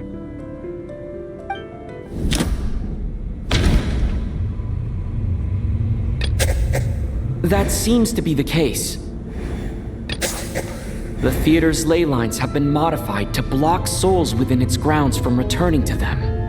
Mr. Schramm's statement proves he is from hundreds of years ago, and according to the investigation report on the theater hauntings, Mr. Schramm is very likely a lost soul wandering the theater.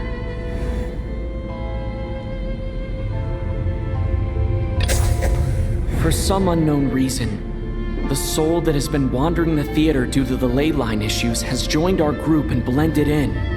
Yeah, that must be the immediate reason why the ticket count doesn't match the number of people present.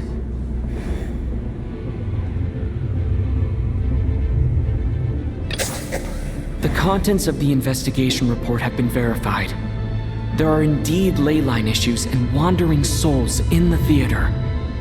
Death likely symbolizes the deceased. Mr. Schramm, for instance, death is near. That must mean that there's a dead person in our midst. That's the truth, isn't it?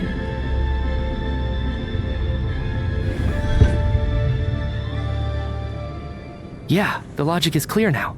The investigation report said that there would be souls stuck wandering around the theater because the ley lines were cut off. Mr. Schramm must be one such soul who died in the theater a long time ago. In which case, that also makes him our extra person. So when the note said death is near, it must have been referring to death as in the deceased, people who died a long time ago. Someone who died a long time ago. In short, there's a dead person among us.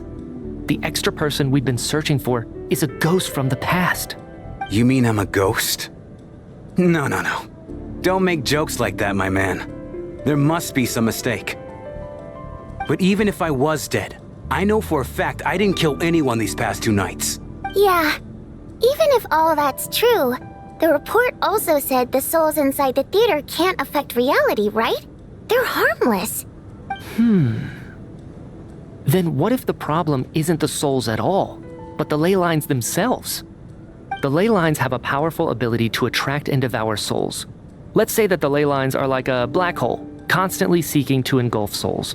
But the souls that don't want to return are trying to avoid being sucked in. Why does this analogy sound so familiar? What happens when the black hole can't achieve its goal? I'm only speculating here, but what if it ended up swallowing innocent souls by mistake? Or intentionally taking other souls to compensate? That could explain why we weren't able to determine a cause of death. If you're right, and their souls were devoured by the ley lines, it does make some sense. It does seem to explain a lot of the things we couldn't make sense of. Does that mean it's true? Except there's no concrete evidence. Mitya's relying on a lot of logical leaps. Still, it seems like the best explanation we have under the circumstances. All right, so how could Schramm not know that he's dead? Seems a little unlikely that he hasn't noticed anything unusual even after several days interacting with us. On the contrary, it's perfectly normal for a soul to wander the theater for centuries without questioning their existence or reason for being there. It's simply what's natural for them.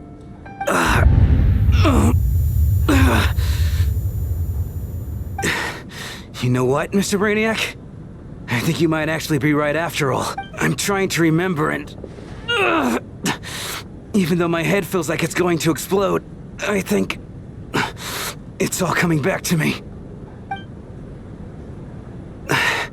I was the one who didn't want to remember my own death, so I forced myself to forget. Well, I'm sure those are painful memories. My lady and I snuck out to go on a date one day. We bought tickets for the theater. It wasn't really my thing, but I was just happy to be together. All of a sudden, a group of people burst into the theater, shouting for all the water imps to get out, performers and audience members included. It was clear the conflict between humans and Fae had reached a boiling point. This time, the extremists were even coming after the water imps who had nothing to do with the war. I thought I could pull one over on them, so I took off my jacket, draped it over my lady, and tried to sneak out amid the chaos. But I got caught. They started shouting, calling me a traitor to humanity. But I was going to do whatever it took to buy her a chance to escape. No matter how many people stood in my way. I had to. Both as her bodyguard. And out of love. It's all right, friend. You can stop there if you want. You don't need to dig all that up again. It's just... Even now, I'm still struggling to accept the truth. How could I be dead? I'm sorry, everyone. If I'd known I was a dead man walking, I wouldn't have dragged you down with me. If I'm the cause of all this death, then punish me however you see fit. But, Mr. Shrim... No. I refuse to be a burden. I know what I have to do. I guess it's high time I got a breath of fresh air. Out there, I mean. Mr. Shram, I'm sure we can figure out a different course of action. My good sir, we both know I'm not supposed to be here. I should have accepted my death long ago. One way or another, this has to end. No, I'm speaking on a personal level this time. Let it go, man.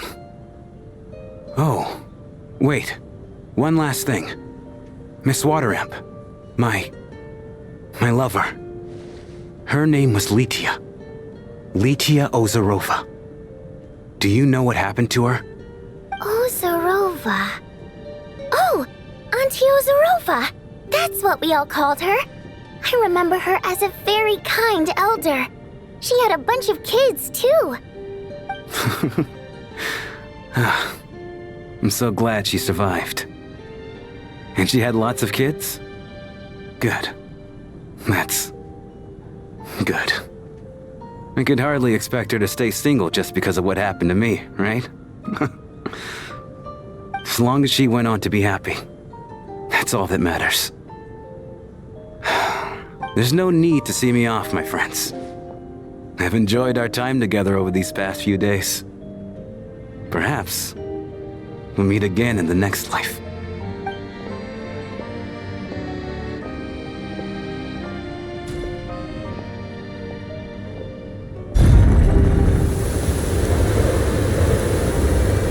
Take care, my man.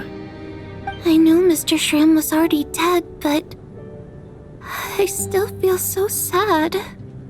Death is cruel, no matter how we might try to make sense of it. So, was the conflict between Fae and humans really that bad back then? I was only little, so I don't remember much. It's terrible to think that so many innocent people had their lives turned upside down. Even the historical records about that time period don't say much about it. All people know is that the Tsaritsa founded the Fatui, drove out most of the Fae aristocracy without explanation, then used her terrifying power to suppress the humans. It seems to me like the Tsaritsa chose to make herself the enemy. She downplayed the conflict, directing whatever animosity both sides had for each other at herself instead. That's also why, despite how brutal the conflict was at the time, there hasn't been much lingering tension between humans and Fae since. Things have been fairly harmonious for the past few centuries. So, the Tsaritsa banished the Fae to protect the Fae living in the city? She offered herself up to be hated in exchange for peace. Maybe it's not quite as bad as it sounds. I don't think Her Majesty is too concerned if mortals hate her or not. And besides, there are very few who truly do. All this time, I had no idea. All right. If Mitia's theory is correct, then I think we can consider this matter settled. Let's all take a break. Ugh, if only this blasted storm wasn't still raging on.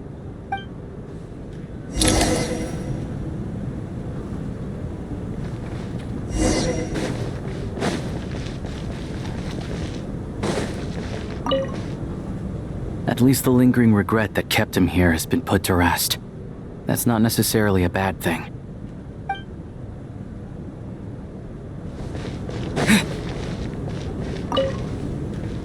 Well, Just it seemed like Mr. Shram stayed optimistic until the end. The information he revealed, it's given me a lot to think about.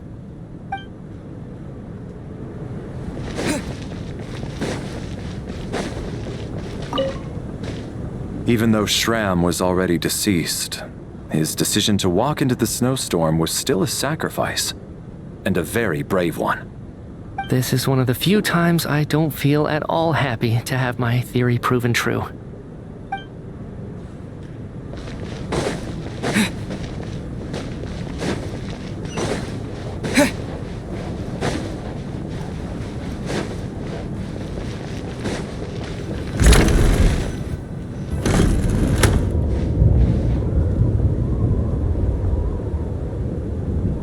Looks like now we can just rest until the snowstorm stops.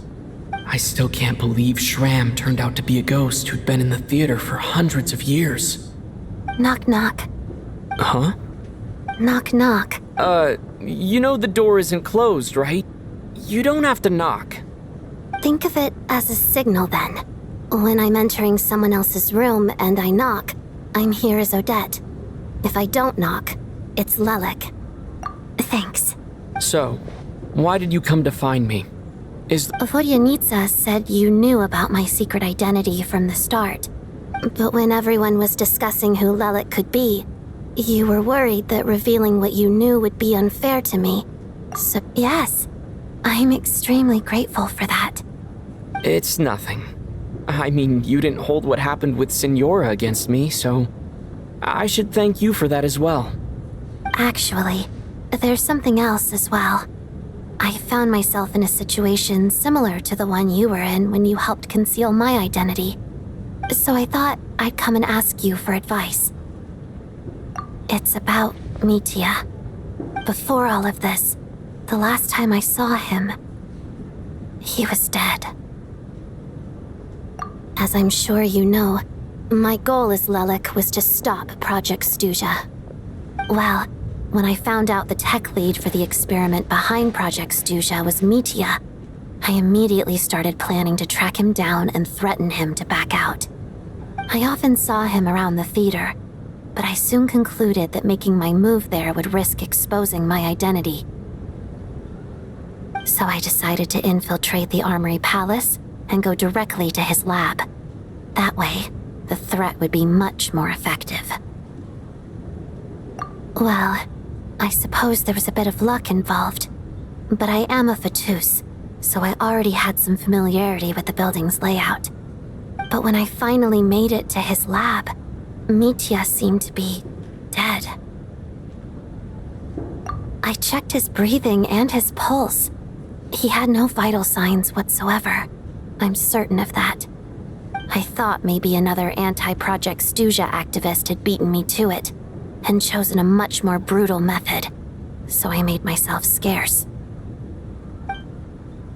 That's why you were so on guard around Mitya that first night here. Yes. When I saw him sitting in the audience during the performance, I could barely contain the shock. To me, it was a miracle. Somehow, he'd come back from the dead. But then, the murder started happening and things got so complicated that it wasn't really at the front of my mind. That is, until Mitya himself said there must be a dead person among us. Then I couldn't ignore it any longer. And yet, you thought that bringing it up right away would single Mitya out. Just like when everyone was suspecting Lelik. Exactly. I thought there could be something I was missing. Besides, we soon figured out that Mr. Shram was a ghost, and we knew there was only one extra person, so we thought he had to be the one. But now, it seems like there's another candidate. I understand why you kept it to yourself. There was so much information being thrown around during that discussion. Bringing up Mitya would have just introduced more confusion. So, what do you think we should do? Let me confirm one thing first. When was it that you found Mitya dead? Around a week ago, sometime in the afternoon. A week ago? That's earlier than I thought. I saw him just a few days ago at a restaurant. That definitely would have been after you found him dead. he seemed completely normal to me, chatting with Vodyanitsa, trying to avoid Valeri. So he was definitely alive on that day. Huh. Well, all I can say is I know what I saw. Here's a thought. The reason we even suspected a dead person could be among us was because of the problem with the theater's ley lines. But Mitya's death happened inside the Armory Palace. The ley lines affecting the theater shouldn't reach that far. You're right.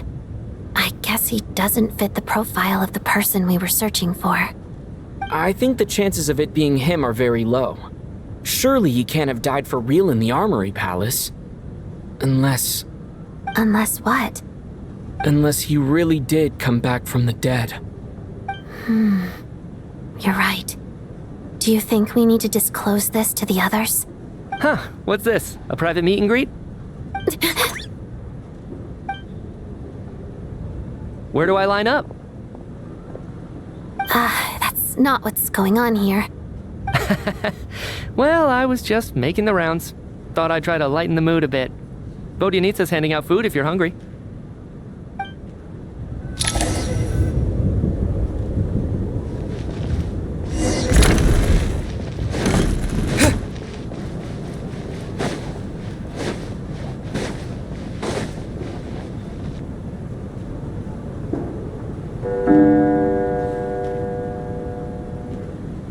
What is going on with this storm? Could it be connected to that monster that just arrived in Snezhnaya? I almost hope it is. Her Majesty the Tsaritsa left to vanquish that beast herself. We just need to wait for her triumphant return. Do you think people still feel the cold after they die? I'm wondering about Shram. Oh, maybe we should have given him a coat before he went out there. Death itself is cold, isn't it? I'm sure the storm will embrace him. Well, I hope he has a safe journey. I'm going to miss him, I think. It's not like we can blame him for Rampana and Kulish's deaths. Thinking back on it, we barely made it out alive ourselves.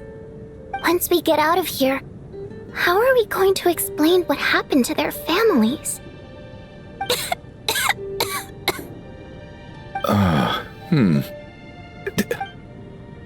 Are you okay?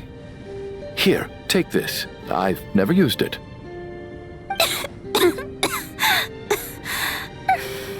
Thanks. Look who's Mr. Nice Guy all of a sudden. Is it because Tonya stood up for you this morning? At least you know how to return a favor. Yeah, without Tonya, who knows how badly he would have been hurt. I told you already, I never intended to resort to violence. Bunch of rascals. Little girl? I was rather surprised when you spoke up for me this morning. Oh, no need to thank me.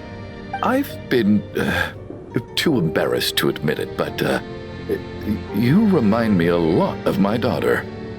So kind to everyone, but never lets her old man off the hook. Especially when she was little.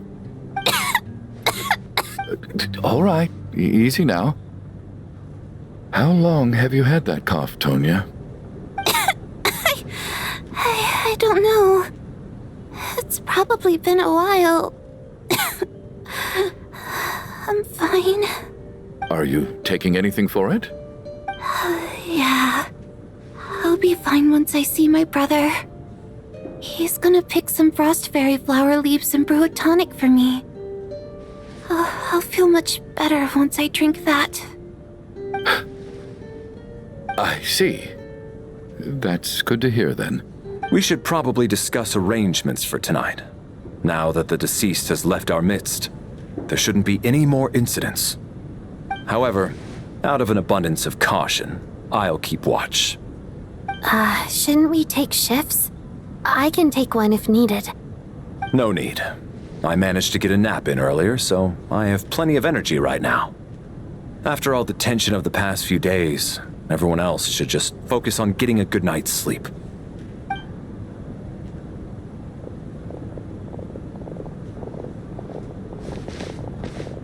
What a long day. This whole situation turned out to be way more complicated than I expected. But Valeri's right. I should just try to calm down and get some rest. The last thing I want is to give myself nightmares.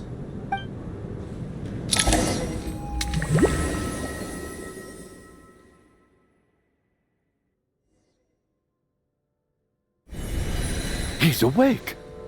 He's awake! Get over here, you big lug, and take a look! If you must call me something, call me Mr. Door. The Black Mist is coming. You need to go. Are you all right? Can you walk? We just got attacked by monsters on our way up. That Mr. Door fellow protected us. He just seemed to come out of nowhere. Not much of a talker, but when it comes to taking down monsters, that man doesn't hold back. Curses! The Black Mist is catching up to us. We need to keep going. Mr. Door, I don't believe I've ever seen you around here before. Why is that? There's no need to try to get to know me. Mr. Door! Looking for trouble! Quick, get rid of them! I can just push these ones off. Oh, well, anyway, we're lucky to have you here. Thanks for saving us earlier. No need to thank me. This is where my duty lies.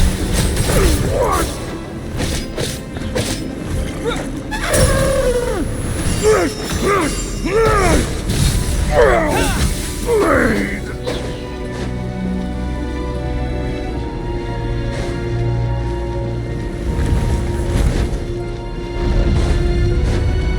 So we're doing this the hard way. Yeah! Cryo Storm!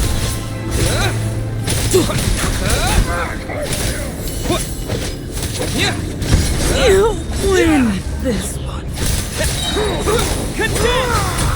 Oh, remarkable work, Mr. Door. If I had your muscles, I'd do the same.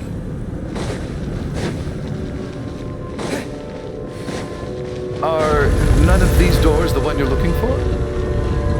No.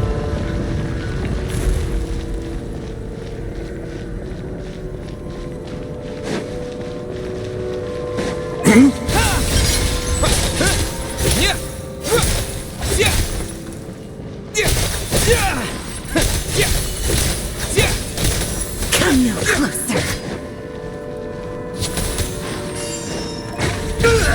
Cryo Storm! Condense and crystallize.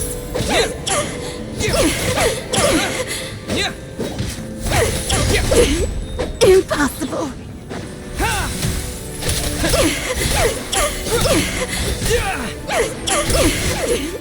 Impossible.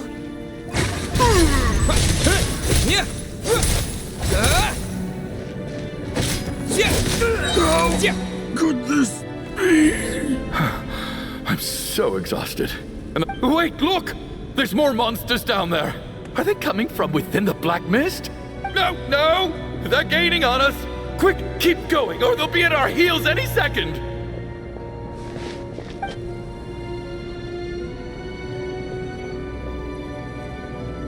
Mr. Door, what are you doing? We need to get out of here. They're coming! Found it. This is my door. What? You mean you're going to stay here? I am a door. This is where my duty lies. No! You saved us. We can't leave you behind. You must keep going. A door can only keep things out for so long. You must make haste. But... Oh, you're right. Let's go. We can't let Mr. Door's sacrifice be in vain.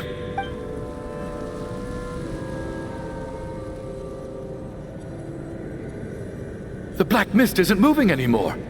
Looks like both the monsters and Mr. Door are gone. I didn't just imagine all that, did I? Surely I wasn't so scared out of my mind that I... Oh, okay, good. There's no way we both hallucinated the same thing. Getting sleepy? Well, looks like we're safe for now. Go ahead. Let's get some rest.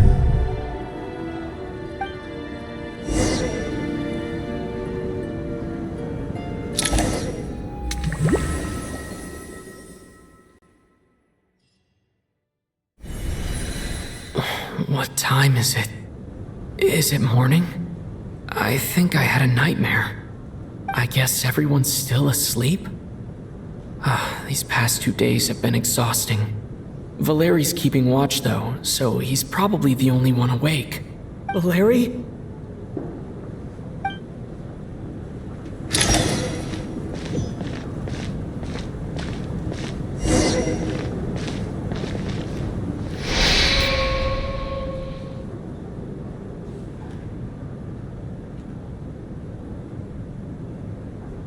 Wake up! Everyone needs to wake up!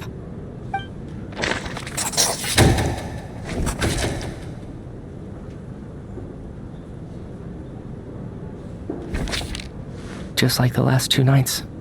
No clear cause of death. I've been a real thorn in your side, haven't I, Mr. Valeri? Now you can rest in peace.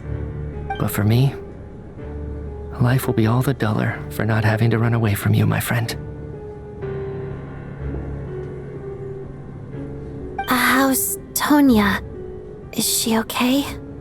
I just checked on her, and it doesn't seem like anything serious. She's just exhausted from the past couple of days, and she's still recovering from her illness. We should let her sleep a bit longer. That means Valeri was the only one who died last night. If Valeri was awake and keeping watch, it would have been impossible to kill him without waking everyone else up. That much is certain. This is so frustrating. Why has nothing changed since yesterday? I thought we already dealt with the dead person causing all this. Actually, one thing has changed. There's only 1 victim this time, not 2. Does that mean...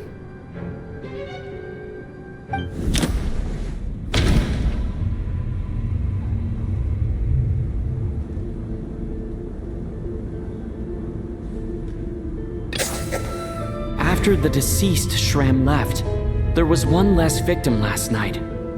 That more or less tracks. It's a reasonable conclusion, considering the only variable that changed. The number of people who die each night is equivalent to the number of dead among us. That's your theory, right? Exactly.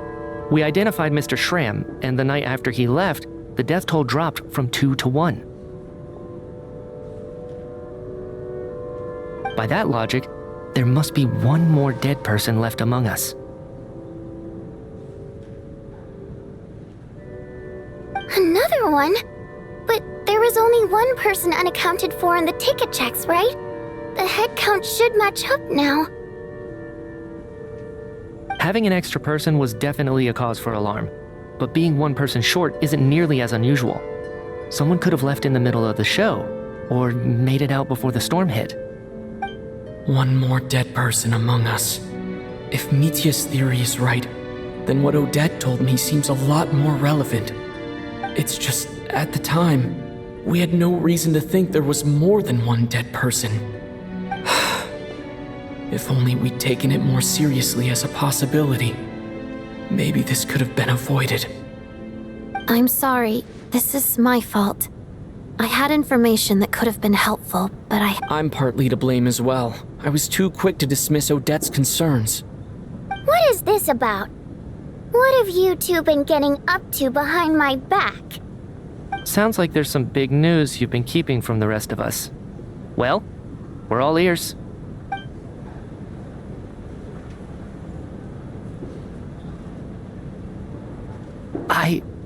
I'm the dead person? Wow, that's certainly news to me. Odette and I talked about it yesterday, but we thought it just wasn't possible, so we left it at that. Yeah, I don't blame you. If I'd been there, I probably would have reached the same conclusion. It just sounds too unbelievable. Let me just try and verify this. I just scoured my memories trying to think back to the afternoon Miss Odette mentioned. But I honestly have no recollection of dying. That's where I'm different than Mr. Shram. Having seen Mr. Mitya a few days ago myself, I also find it hard to believe he could be the other dead person among us. Well, if it isn't Mitya, then who? Do we vote on it? If you don't mind me asking, Traveler, I believe you mentioned that you know Tonya's brother. Had you ever met her before all this? No, never. Wait, are you saying... Now just 1 minute. I know where this is going. You can't just randomly point a finger at anyone you want. You're in the hot seat, and all of a sudden you want to divert our suspicions onto somebody else? Trying to pick a fight, Mr. Chuganov? Whenever you open your mouth, all you do is attack people, and I've had enough of it. If you don't want to engage in a civil discussion, you can shut up. You little brat! Did Mitya ask about Tonya because he suspects her? I suppose I only identified her by age, and nothing else. Could that mean... I'm just saying, you're going around casting suspicion on people for no reason. How could Tonya be dead? I can vouch for her if nothing else. I've seen her before. She's the sister of that Harbinger, isn't she? The one called Child. Oh, really? You're telling the truth? Since being here, I don't think I ever mentioned she was Child's sister specifically. Does Chuganov actually know her?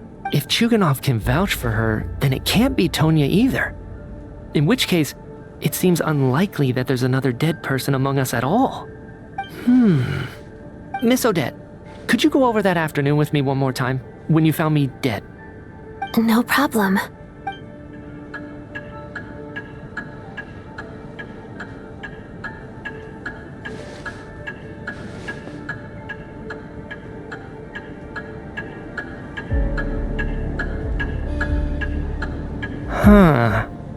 No matter how hard I try, I just can't remember anything about dying. But I do remember something else. Miss Vojanitsa, during our last meal together, I told you how some of the researchers were suffering from temporary memory loss. Do you remember that? Oh, yeah. You said it was hindering the progress of your experiments. You thought... Right. And even though I don't remember dying that day, I'm pretty sure I experienced something like amnesia. Some of my memories from that afternoon are missing. Are you suggesting you're missing the memory of your... Of course. How am I only just realizing this? Humans aren't necessarily aware of their own death. You mean being silently assassinated, or dying in your sleep? Situations like that? The researcher's amnesia. Suddenly it all makes sense. I must thank you, Odette.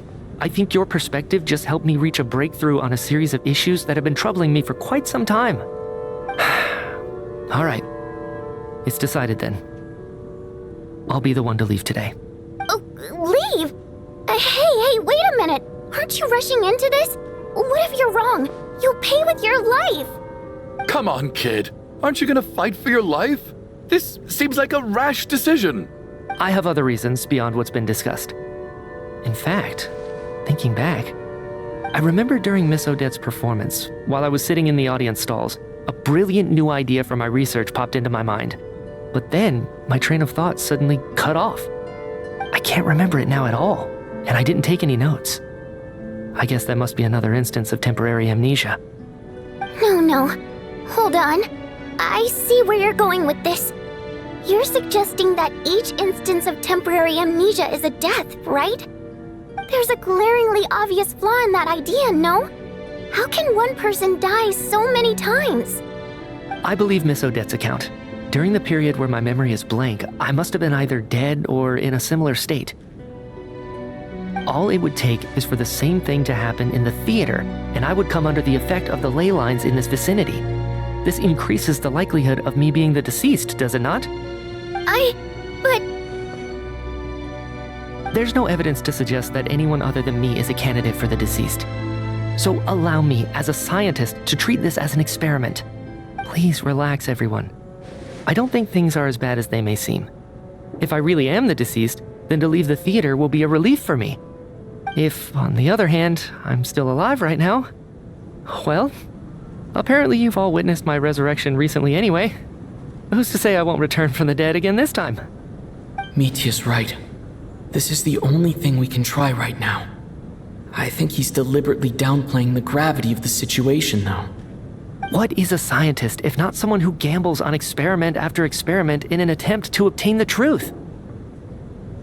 With this snowstorm, the ley line phenomenon, ghosts of the dead, and my amnesia, we've been paralyzed by not knowing and powerless to do anything about it.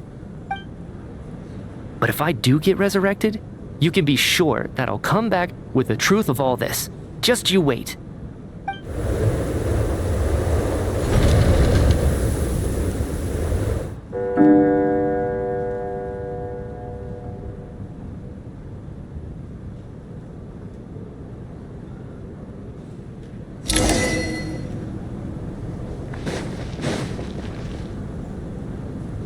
Poor Mr. Mitya. I didn't even get to see him one last time. Maybe it's a good thing that you weren't there to see it. It was a hard thing to watch. I hate goodbyes. Why does it feel like everyone around me is slowly disappearing? Not just in here, I mean. In the outside world, too. Maybe it's the realization that, at the end of life, everyone has to face it alone. Come to think of it, the main reason we're still alive right now is pure luck. Each morning here, for every one of us, there's the chance that we might not wake up. You could take it a step further and say that the same is true outside too. Who can ever be 100% sure when they drift off to sleep that they'll open their eyes again in the morning? If I make it out of here, I'm going to cherish every moment that I'm awake and live without any regrets. Without regrets. I feel like a strange sense of anxiety has been quietly growing inside me over the last 2 days. Are you okay? If something's bugging you, let's talk about it. There's only a few of us left here now. After everything we've been through, what's the point in keeping things bottled up? I have a travel companion named Paimon. Alosha and Odette have met her before. She's been feeling unwell recently. You're worried about her, aren't you? That makes sense. We've been trapped in here for days. To be honest, I used to feel like I was just a spectator in this world, watching everything that happens from the sidelines. Maybe A descender? But with Paimon by my side, over time, I slowly felt my connection to this world growing stronger. She loves eating, sleeping, and having fun, but she's also a great guide. It's her authenticity that makes this whole world feel more real for me. Over the last few days that we've been apart, I've often caught myself wondering, what would Paimon say if she were here right now?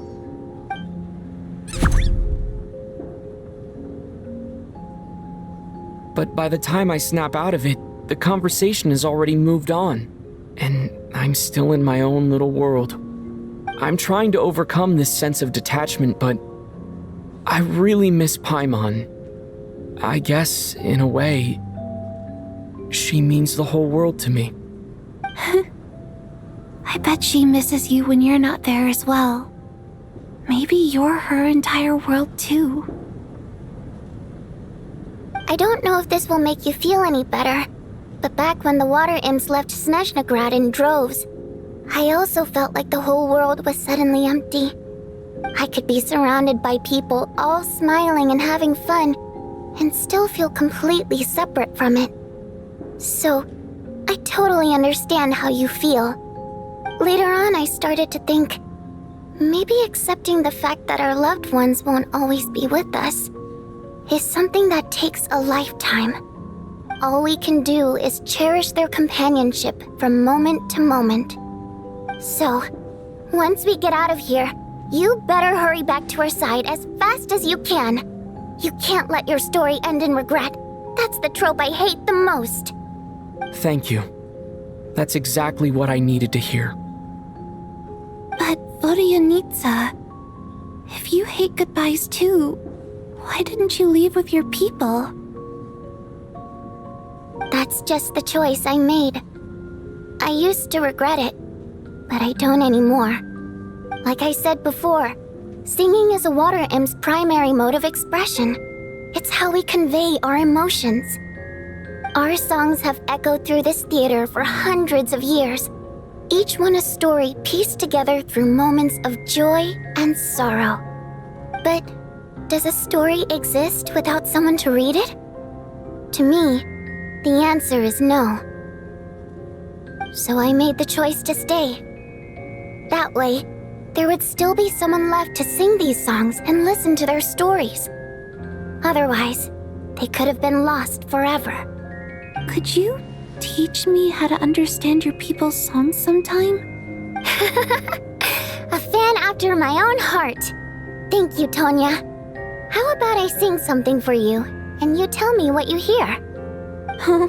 Okay, I'll do my best.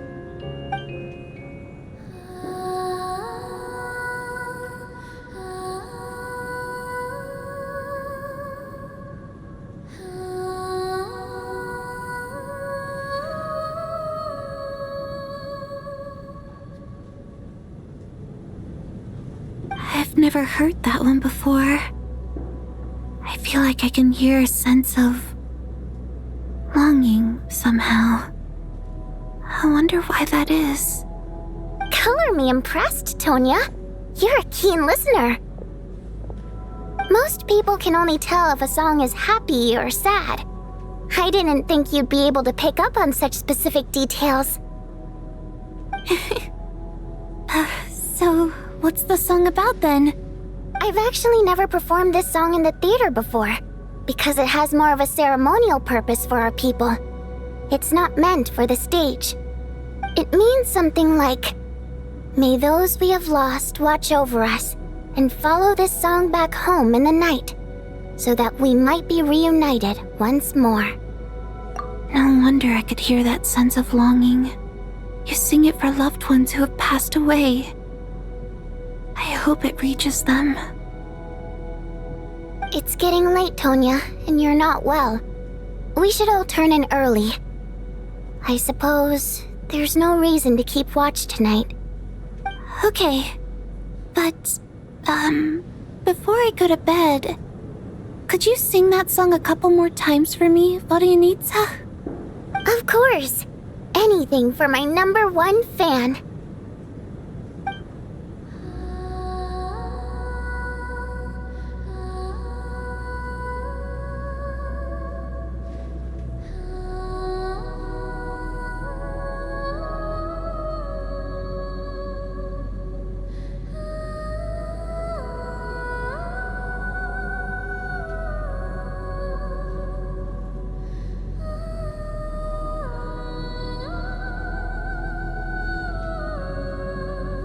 Once I get out of here, I definitely don't plan on ever coming back. But I guess that means I'll never get to hear Vodyanitsa sing again. That's a sad thought. Before I fall asleep, I should cherish this moment of companionship while it lasts.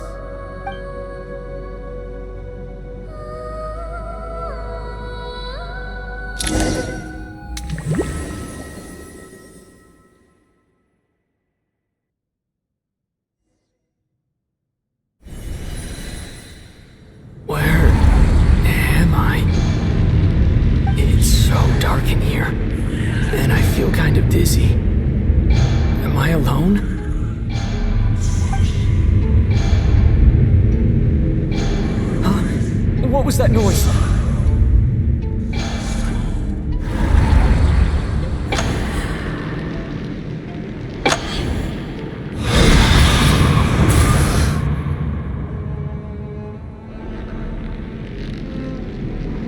Return, O spirits.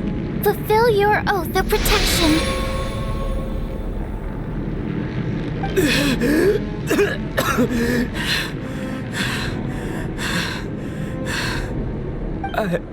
I'm alive? What just happened? No time for questions. Quick, over here. Turn on the switch. We need to bring back the light.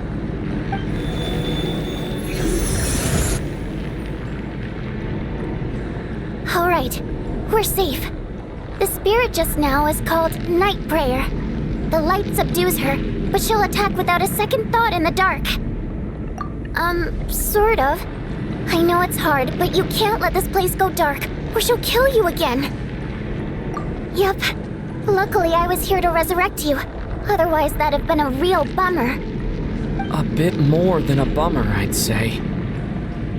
Wait, so you have the ability to resurrect people? Sure I do. I'm your guardian spirit after all. I specialize in soul recall. Oh, it's nice to meet you, by the way. Thanks. It's nice to meet you too. Alright, there's no time to waste. The black mist is already catching up. We need to avoid it at night prayer at all costs. Come on, let's go. We need to reach the next switch before the place gets too dark. If we bring the light back, night prayer won't be able to get to us. Sweet, sweet light! It's back! Shh! It's night prayer. We need to move quick, but don't let her notice you. Look out!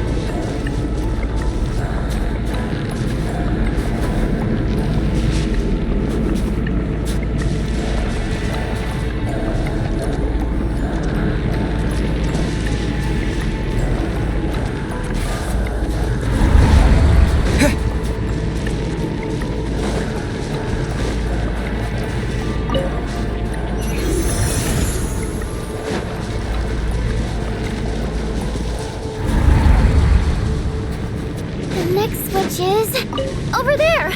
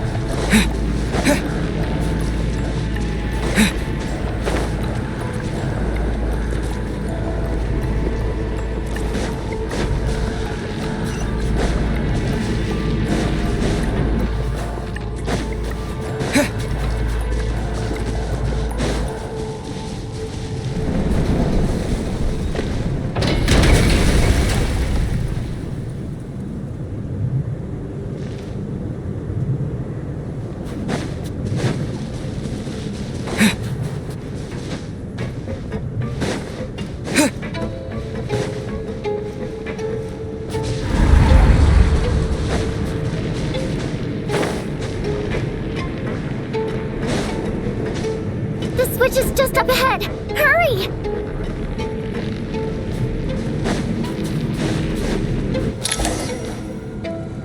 It's too dark. We're not gonna make it. Come on, faster!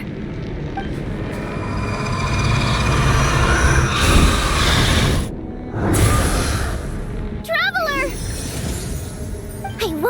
die like this. Not on my watch.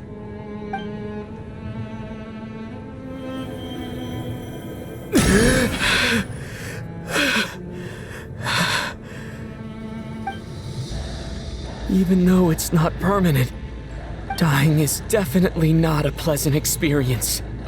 Great. You're back. Yeah, thanks to you. Time for you to get out of here. Quick, before the light runs out. What about you? You're not coming with me? I can't. I've already been used up. The Guardian Spirit's skills are finite. I can only resurrect someone so many times. I might not look any different, but my essence has been exhausted. Now, I will slowly start to fade away. I can go no further. The black mist is where I belong. It's okay. Why didn't you tell me sooner? Because it wouldn't have changed anything. That knowledge would have just burdened you. And the Guardian Spirit's role is to protect. But... Go. Now, before it's too late. I already hear night prayer approaching.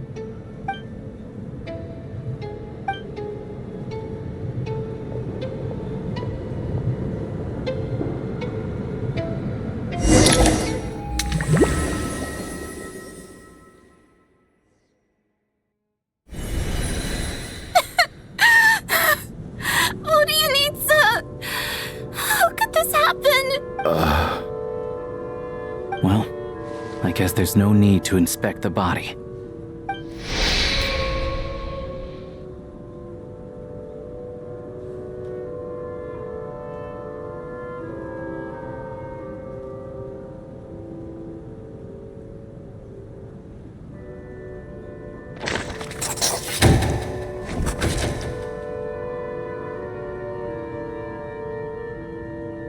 This wasn't supposed to happen.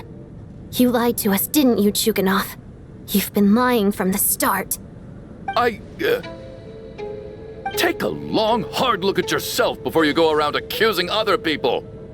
I suspected you on day one, Lelik, and now look where we are. By some strange coincidence, you've never been targeted. You just happen to have survived this long? No, you should be the prime suspect. And you, little hunter, ever so content with staying on the sidelines. Yet, you were the one who stopped us from leaving from the start! Why are you trying to keep us here? Now you're just lashing out indiscriminately. That's either a sign of anxiety or a guilty conscience. Where was all this passion and bravado before? Decided to fight until the bitter end. Is that it? Is that a threat? Fine, bring it on! You think I'm afraid to die after all this? You want to kill me? Go ahead. I'd like to see you try. After all the trauma of the past few days, everyone's been pushed to the breaking point. Valeria and Mitya aren't here anymore. Someone else needs to step up and take charge. But first, I need to think this through. Considering everyone left, who's the most likely candidate for the deceased?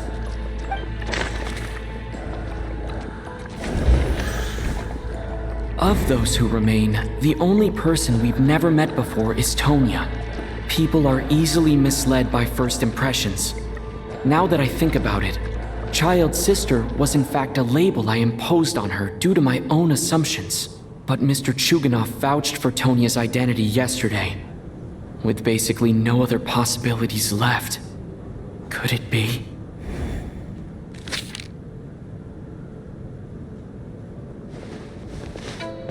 Tonya, how's Tusser been lately?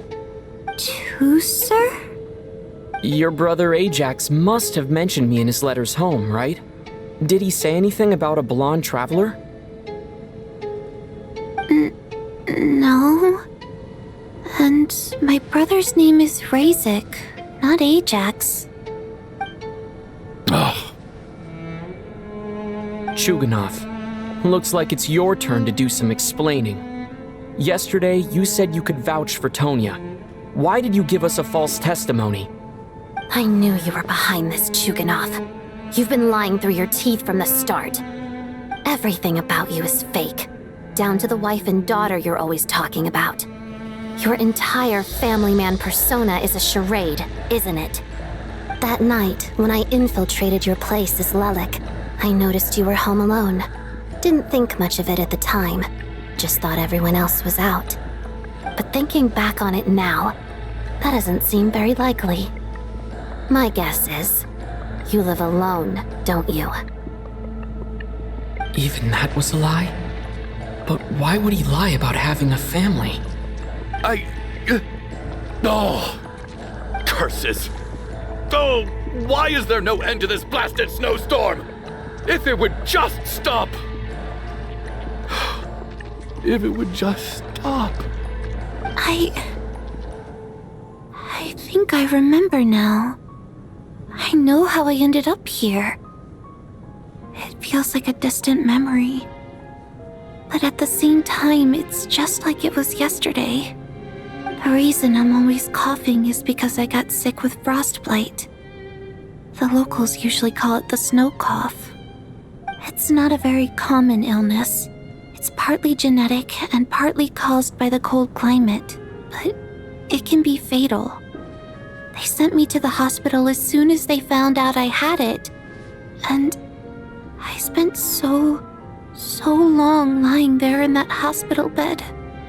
After a while, I felt myself growing weaker and weaker. Nothing seemed to be working anymore. Neither the treatment that the doctors were giving me, nor the medicine my brother was brewing from frost fairy flower leaves. So one day, I told my brother that I wanted him to take me outside for once, so things could be like they used to, just for one day. I wanted to meet loads of friends, experience new things. He agreed. He snuck me out of the hospital, and we escaped. We got to the theater, bought tickets, and went inside. Oh, it was all so exciting. I remember the show very clearly. It was amazing. But I found myself getting sleepier and sleepier. Oh, Tonya. When I woke up, I couldn't find my brother anywhere, so I guessed he'd already left. But there's no way he'd leave me behind. So I decided to stay here and wait for him. At the time, I figured he'd probably gone to brew some more medicine for me. I was planning to chew him out for abandoning me when he got back. Tonya, it sounds like by then you'd already... Yeah, I know. After all of that, it turns out I can't blame my brother after all. I'm sorry, everyone. I realized this much too late. Your name probably isn't even Tonya, is it? Didn't that ever strike you as odd over the last few days? Well, when I was little, my brother and I read a storybook, and Tonya is the name of one of the characters. When we escaped from the hospital, our family and the hospital security were looking everywhere for us. So when you first approached me and said my brother had sent you, and called me Tonya, I thought he must have chosen a fake name that only the two of us would know. Because he was afraid of getting caught. Now, it seems like that was just wishful thinking. At least your memory of death isn't painful. That is a small comfort. Now it's your turn, Chuganov. Talk to us. I believe no lie is ever told without a reason. You're right. I was lying. I happened to know that the Harbinger child and his sister Tonya managed to get tickets, so I lied to you and pretended I knew them. And yes, the truth of the matter is, I lost them. My daughter's name was Iskra. She also died from the snow cough. After Iskra passed, one day when I came home from work, and so I soon discovered that this was the only thing that made me feel any better, so... Nothing more than a pathetic means of escapism, I know. So explain your false testimony then. The night before last, when I was chatting with Tonya, she mentioned that her brother would brew medicine for her from frost fairy flower leaves. Combined with her various symptoms, I suddenly understood everything, including the fact that she was deceased. The snow cough used to be an incurable illness. But the year after my daughter passed away, the jester of the Fatui announced that a cure for frostblight, also known as the snow cough, had finally been developed. It turned out that all previous treatments were completely ineffective. No better than random concoctions. That was the final straw for me. I just couldn't take it anymore. So, more than anyone, I know full well that in this day and age, no one in their right mind would still be using frostflower leaves to brew medicine for the snow cough. Poor Miss Tonya, therefore, had to have been from an era when snow cough was still a terminal illness. So, you projected your daughter onto her? Even though you knew she was one of the dead? That doesn't make any sense. You knew she was already dead. What did you hope to achieve by protecting her? I just don't believe in your crackpot theories, nor do I approve of your actions. How can you just declare a living person dead and throw them out into that snowstorm? Nitia's gone. My good buddy Shram's gone. And now it's Tonya's turn, isn't it? The others I can make my peace with, but little Miss Tonya, there she is, standing right in front of us, alive and breathing. I just want her to live. I'll be damned if I'm gonna let you cast her out into the snowstorm before I have the chance to cure her. Not again. Not this time. Mr. Chuganov, stop. I can't let you do this. By the sounds of it, you've known I was dead since the night before last, right? I'm not happy about that. No. Listen to me. I want to save you. Well, at this point, I'm quite sure that I'm dead. I don't need to be saved, despite all the bad things that kept happening. Since the day I escaped that hospital until I'm very fond of you all. If it were only possible, I'd trade my soul to bring back the ones who died. And that's why I'm not fond of you at all, Mr. Chuganov. It's them that you owe an apology to, sir.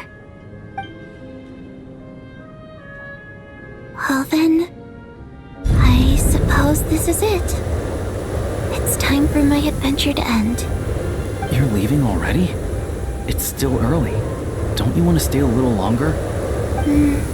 No thank you. Oh, and by the way, my name is Patashka. It was nice meeting you all. Feels strange that we're only being properly introduced now that it's time to say goodbye. Patashka.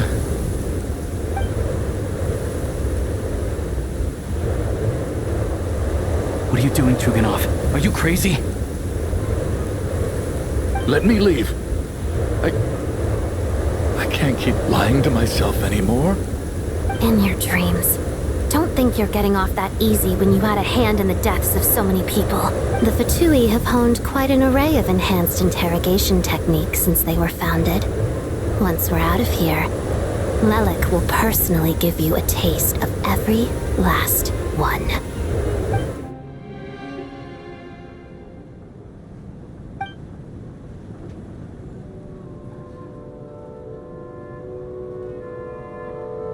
I think we should leave. I doubt this snowstorm is ever going to stop. For all we know, this storm might have destroyed all of Snezhnaya by now.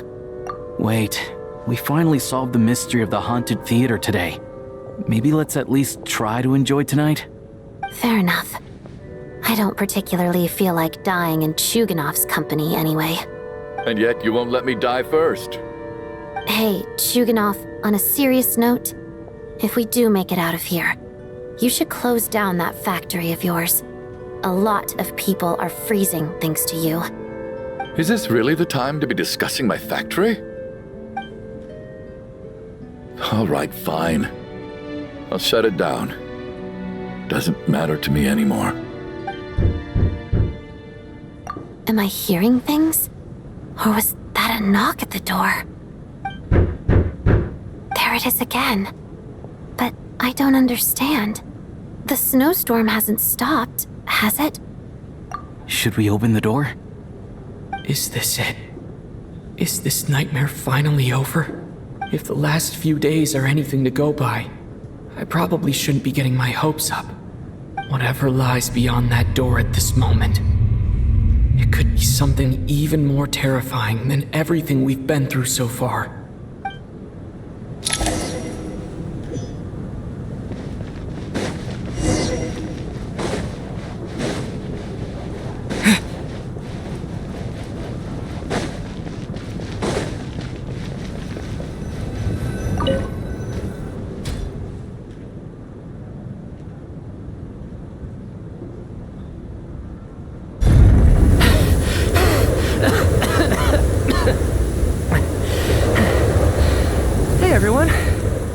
I'm back. How are you doing? Feeling any better? Much better, thanks. Whew, it is so good to have you guys here. I was a little worried that the theater would be empty by the time I got back. Let me see. Tonya and Vodyanitsa are missing, which means... Vodyanitsa died last night. And then you discovered that Tonya was the other dead person. Am I right? Not Tonya. Pitashka. First, tell us how you made it back here. Given the conditions outside, no one should be able to return alive.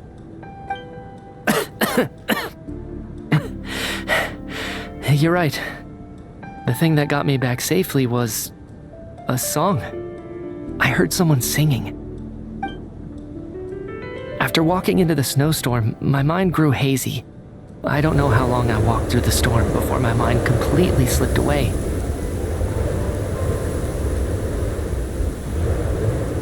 Then, suddenly, I heard the sound of singing. The voice instantly brought me back to my senses, and I regained consciousness. So I followed the voice, searching for the source of the singing. I searched and searched, until finally, just a few moments ago, there was the entrance to the theater, right in front of me. I've actually never performed this song in the theater before, because it has more of a ceremonial purpose for our people. It's not meant for the stage. It means something like, "May those we have lost watch over us, and follow this song back home in the night, so that we might be reunited once more." That must have been Vodyanitsa's Requiem. Who knew it actually worked? That song is meant to guide the souls of the dead. Mitya, that must mean that you... Huh. No kidding. Huh, seemed like I guessed right then. This is what I've been so desperate to tell you about. When I first stepped out of the theater, I was still quite lucid. My memory of it is still pretty intact. I remember the outside world being completely different than what I'd expected. It was like this was a world where only the snowstorm existed. There wasn't a trace of any humans or buildings ever having been there. I don't know how else to describe it, except to say that it just didn't seem like the real world. And as for the Requiem, if I was guided here by Vodyanitsa's song, it can only mean that I must already be dead. And this is my soul, not my body. But I didn't experience a clear moment of death while I was out there. Nor do I feel any different now than before I walked into the snowstorm. You don't seem any different to me either. In fact, this is something I've been wondering about for a while now. If souls aren't physical, shouldn't they lack tangible form? Both Shram and Pitashka were clearly deceased, and yet their souls didn't look or feel like ghosts at all. They were visible. This raises a truly terrible thought. Is that really what Mitya is suggesting?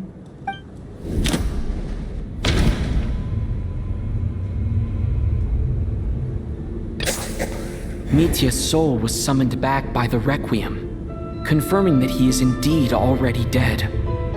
And yet, he looks no different from us. Of course, If even the long deceased like Mr. Schramm can blend in with us undetected, then maybe we've all been dead from the very start. And all of us are now souls wandering the theater.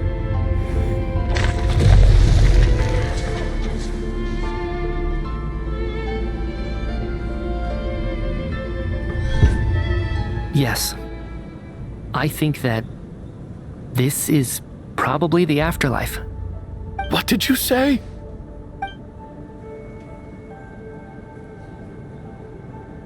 You heard me. We died in the theater. All of us did. But due to an obstruction in the theater's ley lines, our souls are trapped here, while an endless, infinite snowstorm rages outside. It's ironic, really.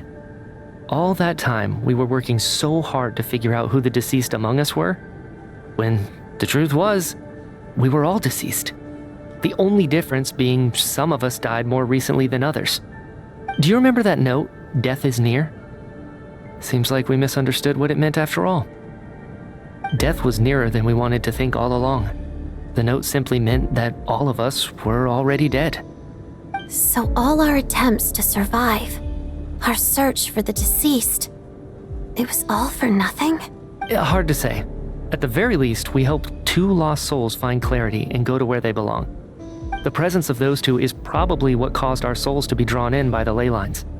In which case, the deaths we've awoken to over the past few days were just souls returning to the ley lines for good.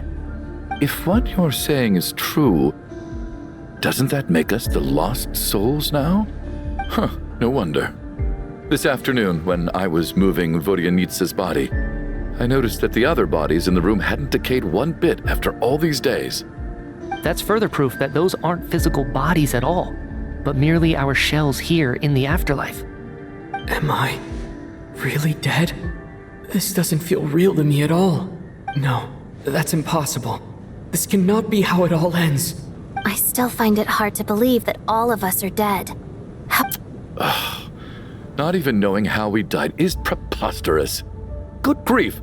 Surely there has to be some reason. Exactly. It's hard to rest in peace when you don't even know how you died. It gave me lots to think about as I strode out into the snowstorm.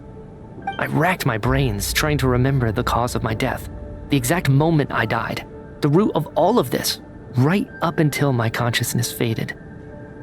Wait. Hold on. Right before I lost consciousness, I think I saw something. I can't remember. And I think I lost my notebook and pen. Mitya, your hand. Is that blood on your fingers? Huh? You're right. There's blood on the fingertips of my right hand. Looks like it's already dried. When did that happen? What the? I guess this was what I saw. I must have desperately drawn it in my own blood right before losing consciousness. What's wrong? Do you recognize the symbol? It's Renova, the ruler of death. Alosha, do you still remember that Snezhnayan folktale you told me about? It was about the Grim Reaper. When someone's about to die, he appears as an incarnation of someone familiar to guide their soul into the afterlife. And as soon as you recognize his face, your life is over. I heard a similar tale when I was little. You think the Grim Reaper in this story refers to the ruler of death you mentioned? That's right. In which case, death is near could also mean that the Grim Reaper is here disguised in a familiar form. Death, the deceased, and the Grim Reaper? So it's a triple entendre. When I first saw this note, I thought it contradicted the investigation report. But now it seems like that was the whole intention. So the Grim Reaper deliberately misled us. Then, we started suspecting each other and searched for the deceased while they hid in plain sight. By that logic, the one person most likely to be the Grim Reaper incarnate is...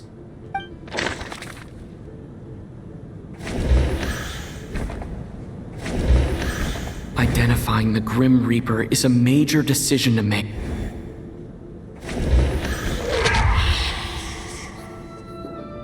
No doubt about it. It's Alosha.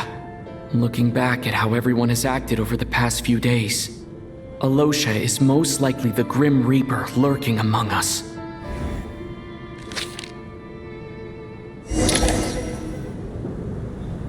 Is it you, Alosha? You were the first to discover the investigation report, and you had plenty of time to slip the note inside to mislead us. So? Surely you can't suspect me based on that alone. What if someone else found the investigation report first, slipped the note inside, and then put it back without telling anyone? There's no denying it. The note could easily have been slipped in much earlier than it was discovered.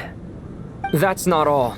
I've also noticed that although on the surface, Valeri, Mitya, and sometimes I were the ones taking charge of the situation, looking back now, even though you didn't say much, you were always subtly guiding everyone from the sidelines. What do you mean? You were the one who emphasized how dangerous it was outside and insisted we all stay here. It was also you who suggested that we all sleep in the same place. And earlier today, you tried to convince Patashka to stay. I don't understand why, but it was out of character. So, you didn't understand my intentions, and now you're assuming the worst. Seems pretty unreasonable if you ask me. He still won't admit it. Fine. Let's see how he responds to the most damning evidence of all. The biggest question I have right now is, if the Grim Reaper is impersonating Alosha, then where's the real Alosha?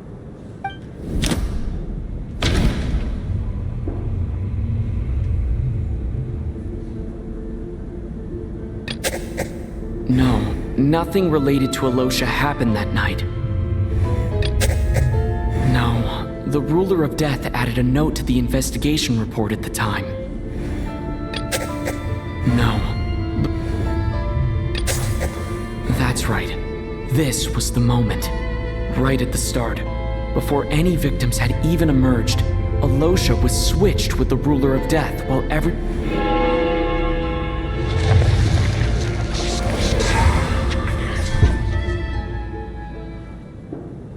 When all this began, right after the performance ended and the snowstorm began to pick up, no one suspected anything unusual. We just assumed we were snowed in. It wasn't until we discovered the bodies the morning after that we realized something out of the ordinary was going on. But it's clear now that the oddities actually started earlier than that, when Dimov walked into the snowstorm and never came back. Right. So Mr. Dimov was the first victim, not Sobolova and Torgov. And if we pinpoint that moment as the beginning of this incident, then one thing becomes clear. Alosha, you are the only person who walked into the snowstorm and came back without the help of Vodyanitsa's Requiem. More precisely, Alosha never came back at all. The one who came back was the Grim Reaper.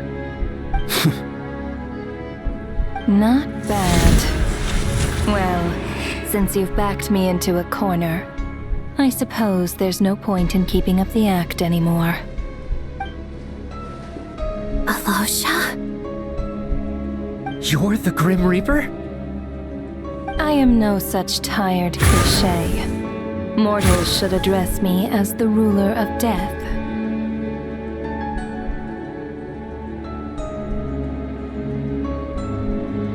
Before being wiped out for good, you identified the two deceased, and even sensed my presence. A commendable achievement. I heard you can ferry souls. Those deaths each night. Were they your doing? Your initial conclusion was correct. Due to the existence of the two deceased, the ley lines yearned to reclaim those long-lost souls. Every night they devoured an equal number of souls to fill the void. This required no intervention from me. Though, of course, ferrying souls is indeed my authority. Here, take a look.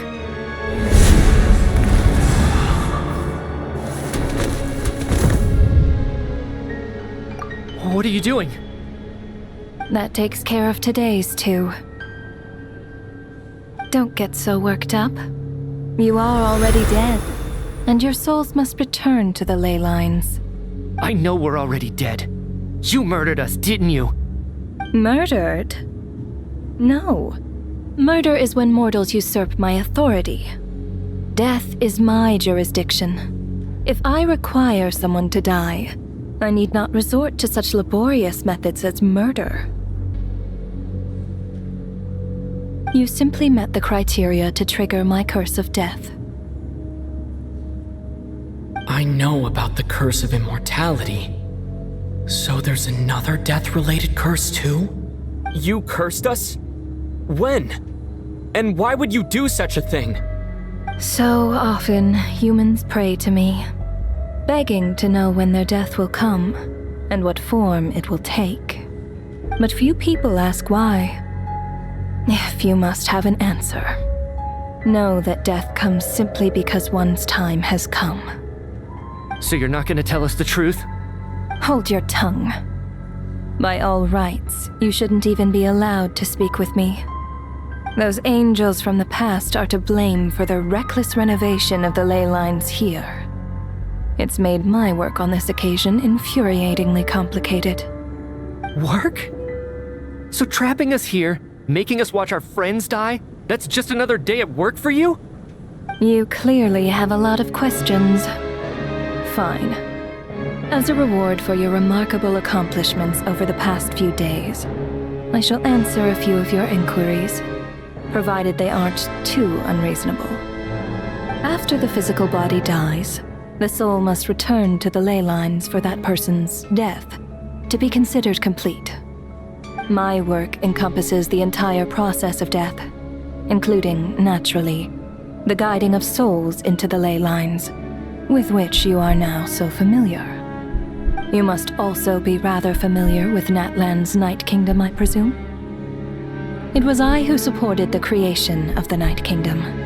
It provided a convenient means of guiding the souls of Natlan. Here, too, the ley lines connected to the theater underwent some modifications.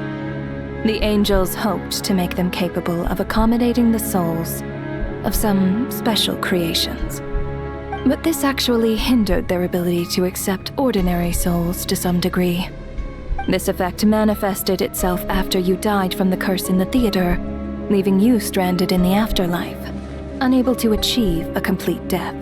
But if souls who die from the curse of death fail to return to the ley lines within a short window of time, they will miss their chance for good. Then, they will remain forever suspended between life and death, no longer subject to the authorities of either. So if you don't resolve this matter soon, and see all our souls return to the ley lines before long, we'll escape your control. Mitya's sharp. This must be what Renova was worried might happen, and the reason she got involved to begin with. But if you have the authority to guide souls, why didn't you just show yourself and get it over with? Why hide among us in the form of Alosha? You seek to understand the mind of a god.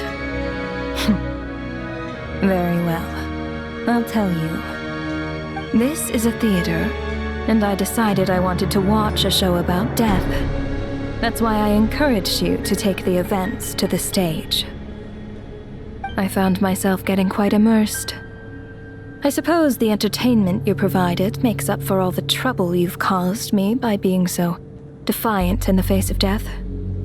There. Are you happy with my answer? Can't say I am. Really? But it fits the stereotypes you humans have about gods. Just moments ago, you were complaining about how infuriatingly complicated your work here has been. Work is work, I get it. There are times when it's a huge pain, but you just have to get it done, right? That's a rather unique perspective for a human. You are in fact correct. There is a pain point in this case. Due to the obstruction in the theater's ley lines, there is a hard limit on the number of souls they can receive each day, making it impossible for me to ferry all your souls at once. Revealing my identity too soon would inevitably have led to futile resistance, and there was a risk that any souls who chose to run would disappear. Then there was the issue of the 2 lost souls you called the deceased. The way you resolved that quandary was all part of my design. That's what I don't understand. If all of us were souls of the dead, what made their presence among us special? For centuries, they have refused to return to the ley lines, exploiting the issues created by the angel civilization to resist being drawn in. Centuries of obsession accumulated during this process. You may think of this obsession as the resentment of the dead, and in this quantity, it was a bomb that could have detonated at any moment. It reached the point where I could not afford to leave it unchecked. But the only way to fix it was to help them acknowledge their own deaths, make peace with their regrets, and willingly walk into the snowstorm. Only then, with my guidance, could they finally return to the ley lines. Otherwise, you would not like to know what the consequences would have been. I vaguely remember seeing Batashka, but in the most terrifying form. Was that in a dream? Is that what would have become of her if she hadn't returned to the ley lines? I see your dreams brought you many revelations. So you see, death in fact grants wisdom to mortals. Souls connect to all things in the world and see the chain of cause and effect between them. It's nothing unusual. Anyway, giving psychological counseling to lost souls is not my strong suit. That is more of an angel's role. It was something I could not resolve directly using my authority, so I decided it was easier to leave the bomb defusal to you. Meanwhile, of course, their presence caused the souls of other members of your party to return to the ley lines each night. From where I stand, that was killing 2 birds with 1 stone. As both issues slowly resolved one another without me having to lift a finger, all I had to do was stay close by and keep the situation under control. Then use my authority to wrap things up at the end. And, of course, while I was at it, I thoroughly enjoyed watching this drama, dealing with death from a mortal perspective, play out on the stage. Sounds like you had it all figured out, Grim Reaper. I just did the math. You said there's a hard limit to the number of souls the ley lines here can receive each day. It's 2, isn't it? That much is obvious, even to a fool. It's time to review this whole affair. If the ley lines can only take in 2 people per day, I need to go over the deaths from these past few days again.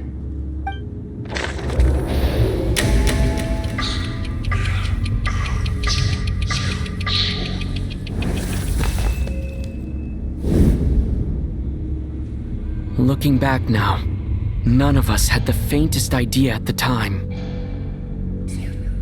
From the moment that staff member named Dimov walked into the snowstorm, the incident had already begun.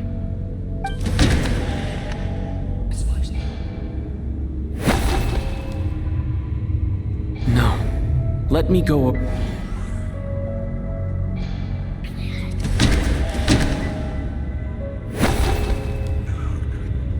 No, let me go over.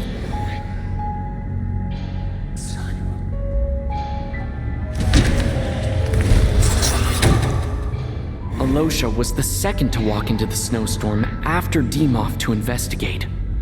During this process, the ruler of death assumed his identity, making him one of the victims.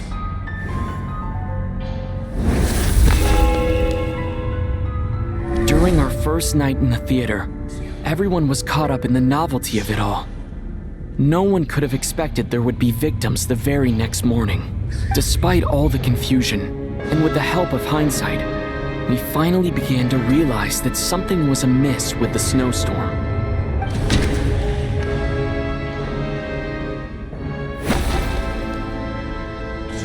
No, let...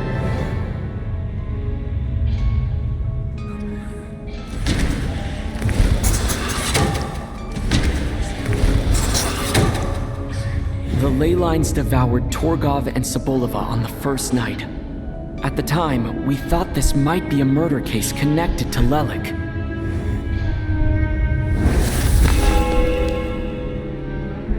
Odette and I spoke a lot that night. 3 people were on watch, but in the morning, we discovered that someone had fallen victim all the same.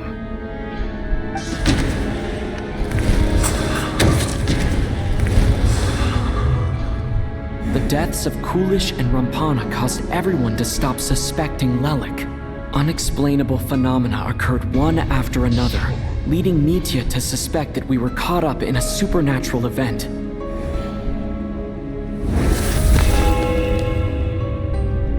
Later, we discovered that there seemed to be an extra person among us, and subsequently discovered the existence of the deceased. Mr. Schramm realized he was the deceased and walked into the snowstorm to return to the ley lines of his own accord.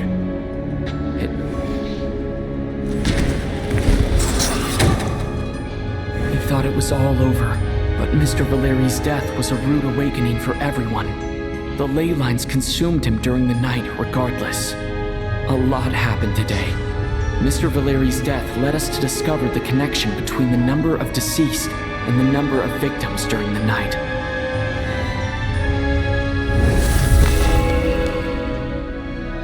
The fact that there was more than one deceased seemed to bring us back to square one. Odette revealed some information she had been keeping to herself.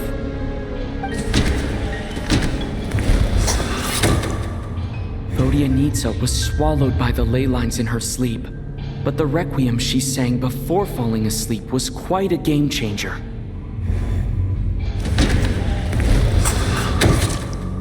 As it happened, Patashka filled the void left by Nitya's return from the ley lines by walking into the snowstorm this morning. The girl I thought was child sister Tonya turned out to be another of the theater's deceased.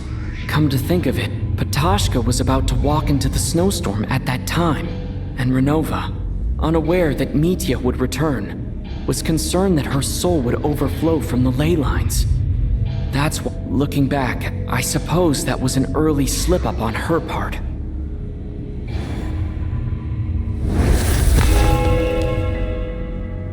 No one could have expected anyone who walked into the snowstorm to return. But just after nightfall, Mitya returned, bringing crucial information with him. Various truths began to surface, including that all of us were already dead and that the ruler of death was here among us.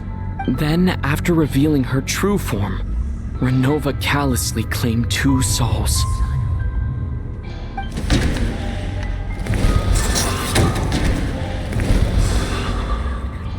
In fact, everyone was already dead by the time we took the photo. And in the days since, we've experienced many more partings in the afterlife. Now, only Mitya and I remain, and the true culprit behind everything still stands before us. In Mitya's eyes, I see the same anger and frustration that I feel.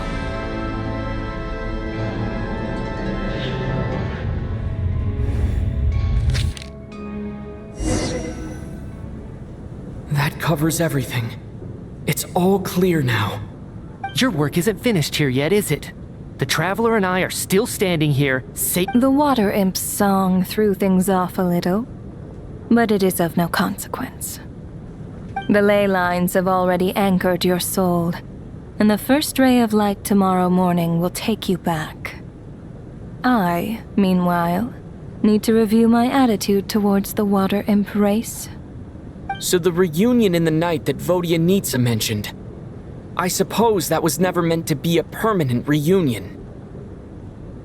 That just leaves you, Traveler. My power only allows me to temporarily separate your soul from your body. The ley lines of Tevat would not accept you, and your soul is firmly anchored to your body by your will. For a descender like you, who is not bound by Tevat's rules, your death can only be brought through the most violent of means, such as directly destroying either your body or soul. I have no interest in involving myself with Descenders, for now.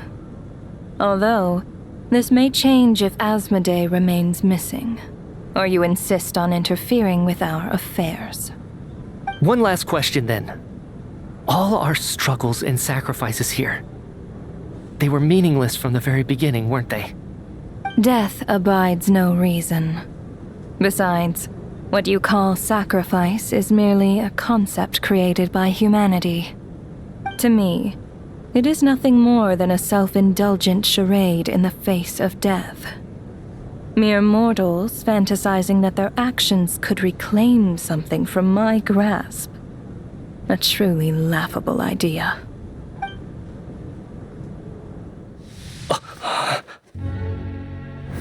Grim Reaper, you really know how to get on my nerves. I'm not here to ingratiate myself with you. I kill merely because your deaths are necessary.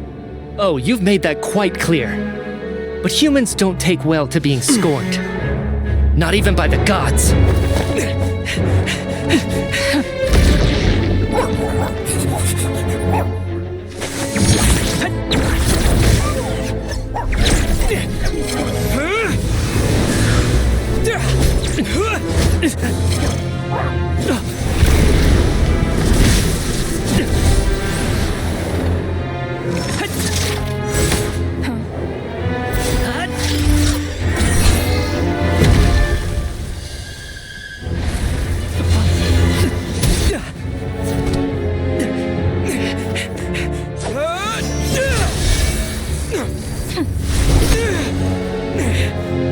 This is futile. You must know that you are powerless against me in my own domain. I suggest that you save your strength. For what? Maybe we can't change it. But if nothing else, we can at least teach you to have some respect for the dead. Audacious.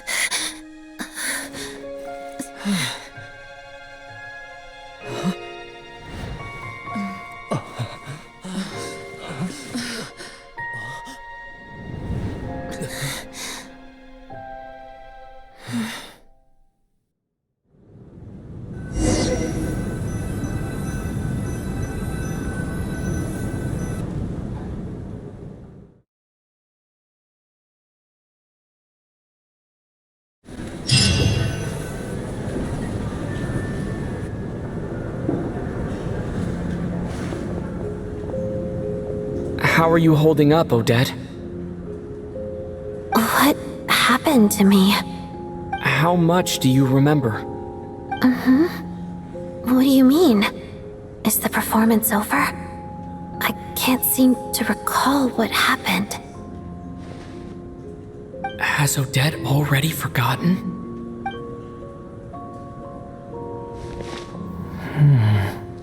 Mitya? Oh, I'm sorry. I guess I spaced out there for a second. Remind me who you are? Don't you remember anything?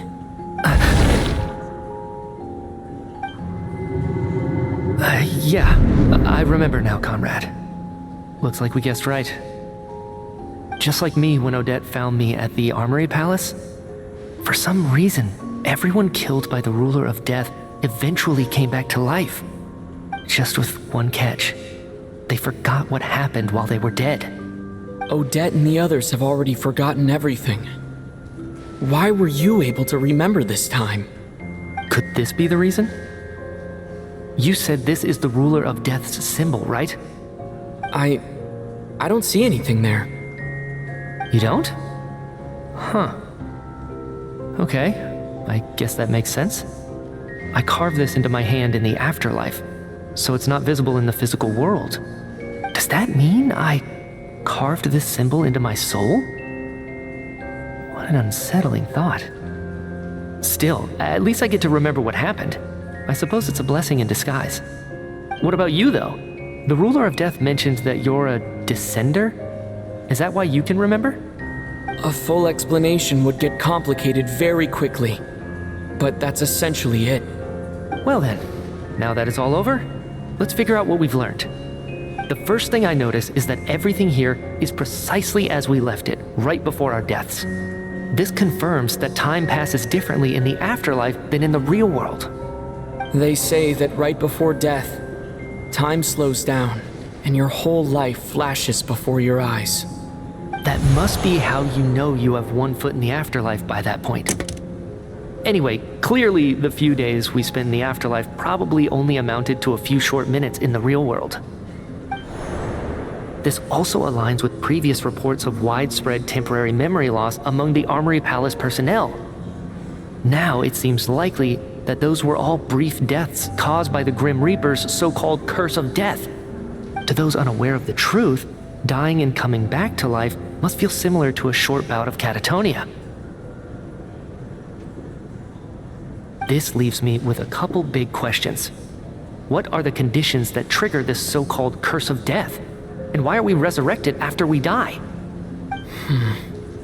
If nothing else, I think it shows that killing us wasn't her ultimate goal.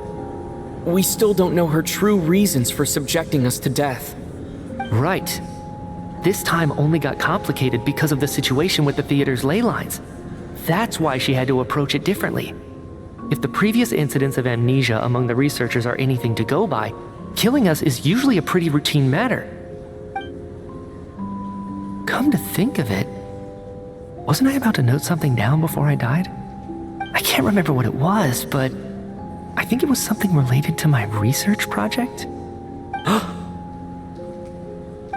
Sorry, Traveler. I'll catch up with you again later. Right now, I have to make a trip back to the Armory Palace. Sir, if I may, no one of your description has ever shown up in my investigations into Mr. Mitia's friends. Yet, you two seem very familiar with each other. Could you perhaps tell me where he was in such a rush to get to? And, by the way, have we ever crossed paths? Forgive the presumptuousness, but I feel a vague and indescribable sense of familiarity about you. I can explain everything. Could you help me gather everyone in the theater in one place?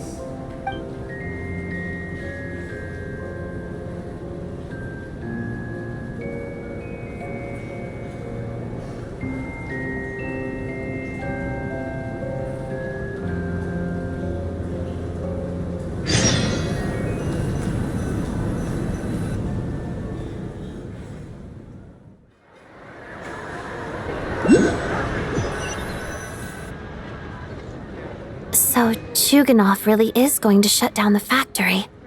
I guess this theater incident actually did us some good after all.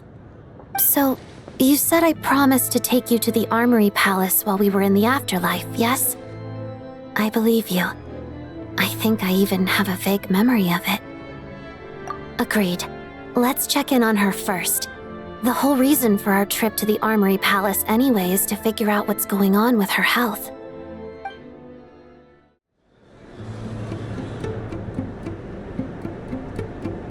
I'm finally back, even though a long time has passed from my perspective.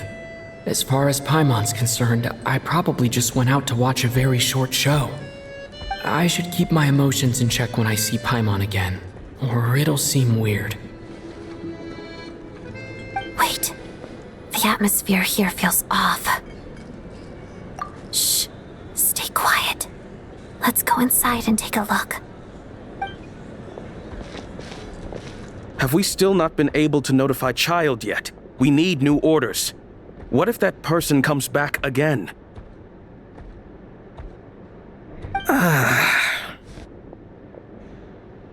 I'm so sorry. Under the circumstances, there was really nothing we could do. Tell me, what happened to Paimon? It was the Jester. He came here in person and escorted Miss Paimon away. He's the director of the Fatui. His authority supersedes all others and cannot be questioned. There was no... How long ago did he leave? And what was Paimon's status? It was about an hour ago. Miss Paimon was fast asleep at the time. The Jester simply walked off with her as if it was only natural. I assure you, he absolutely did not use any force. Do you know where they went? The Armory Palace, most likely. Lord Piero, the Jester, has been overseeing the experiments there lately, keeping a close eye on their progress. Everyone in the Fatui has heard about it by now. I'm surprised he came in person. Whatever his reason for taking Paimon, he'll most likely return to the Armory Palace first, which is exactly where we were headed anyway. Then lead the way, Odette. Okay, let's go.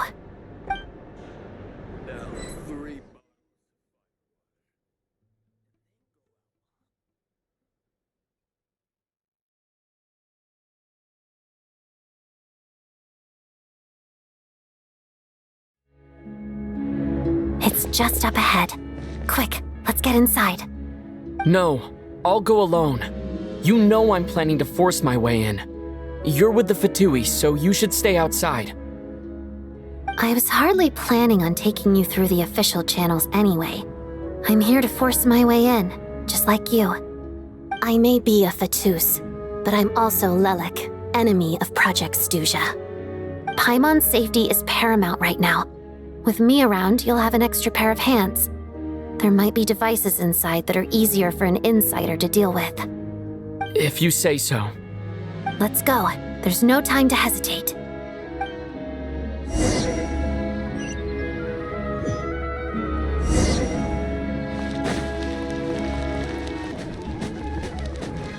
Hey, who are you? This part of the army is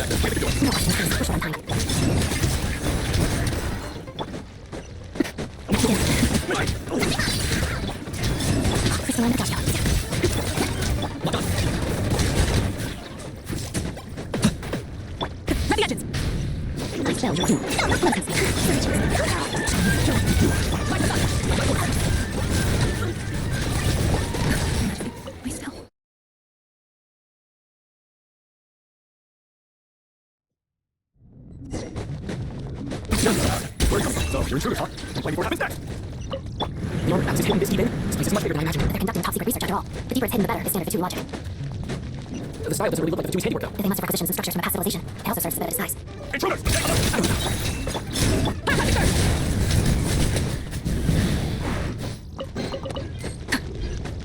Intruders! Don't panic! That's what you guys try to do here.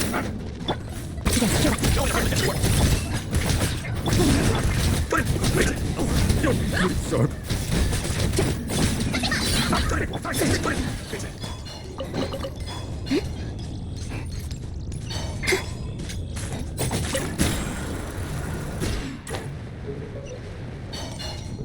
Looks like no one's guarding this place. There's something off about that decoration over there. Look out! Let's deal with these before we move on.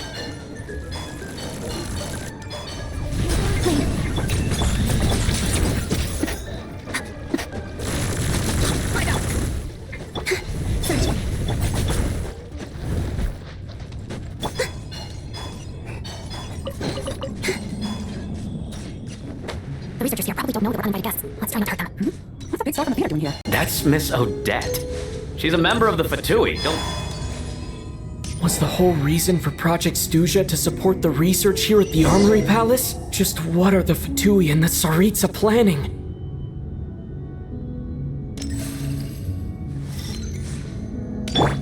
Full throttle!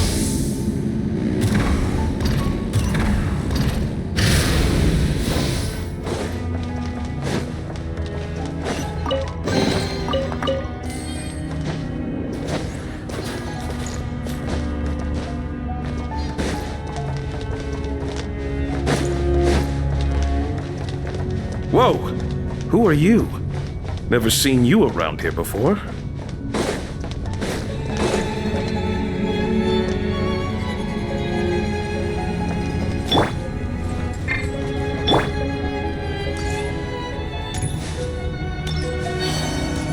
Looks like there's no way through here. Maybe using the power of this prism could help?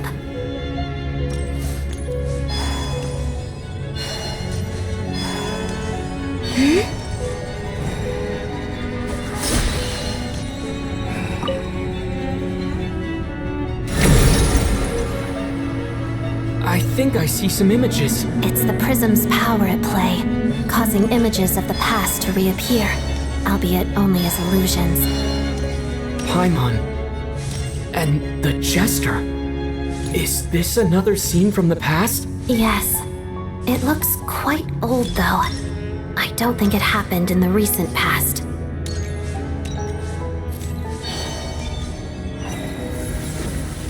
What's going on here? What happened? The source seems to be the Armory Palace. They must have started some large-scale experiment. Wait, what if this has something to do with Paimon? We need to hurry!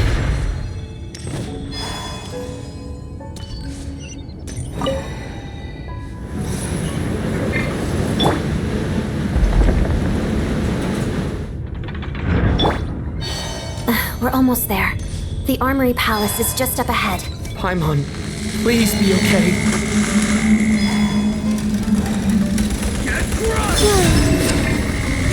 Together. Hallelujah. Go, Lumi! Red from the sky!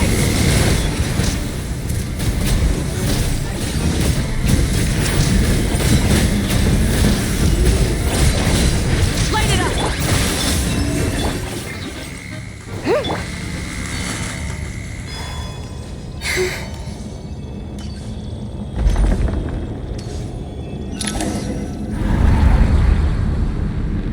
What's going on? Wait, I remember this feeling. It's the curse of death. No, not now! Why is the curse of death striking again already? Odette.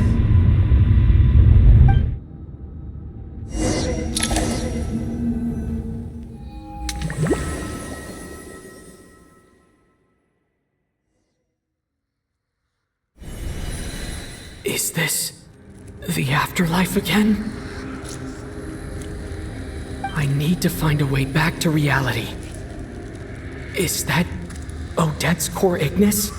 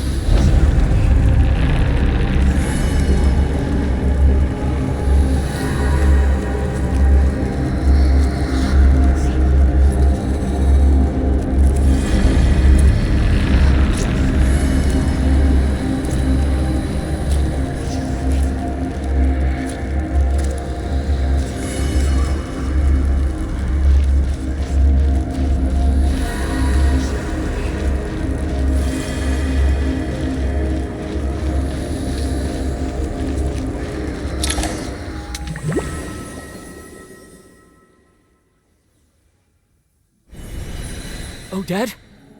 Odette! No signs of life. But past experience says that she should be resurrected before too long. Right? Did Odette intentionally use her core Ignis to guide my soul? I feel like something similar happened in a dream I had before. Thank you, Odette. If not for you, my soul wouldn't have found its way back to my body so quickly. But I'm sorry. I don't have time to protect you. I have to use the time you bought me to get Paimon back.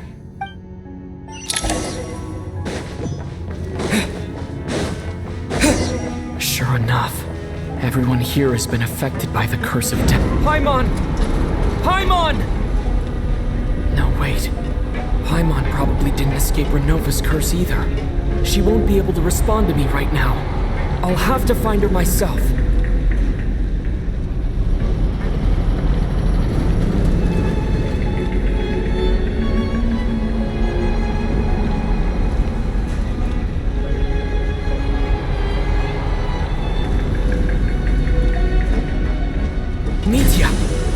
Is this the laboratory he works in? What happened here to trigger the curse of death again so soon? I'll have to ask him when he wakes up. Finding Paimon has to take priority now.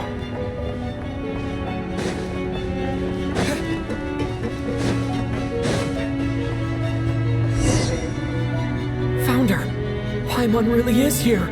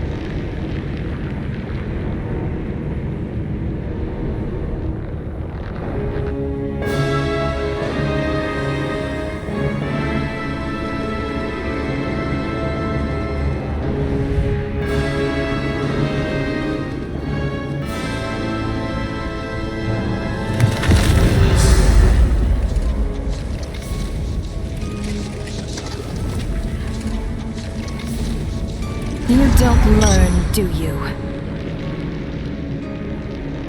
You've already been involved in one mass death, and now you show up at the scene of another. This might have passed for a coincidence the first time, but a second time? Am I to assume you are intentionally interfering in Snezhnaya's affairs? Judging by your expression, it seems that you understand little of what is going on here.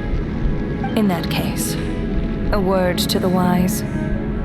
Do not interfere in Snezhnaya's affairs.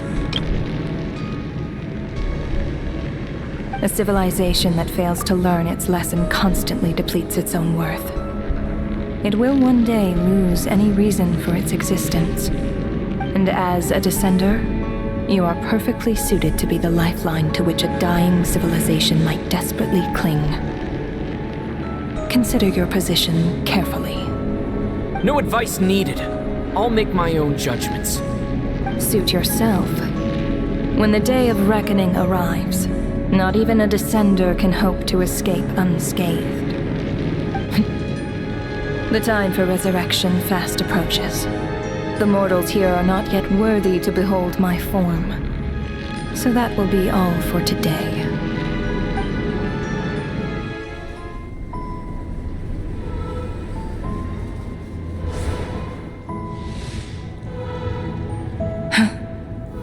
That thing is coming with me.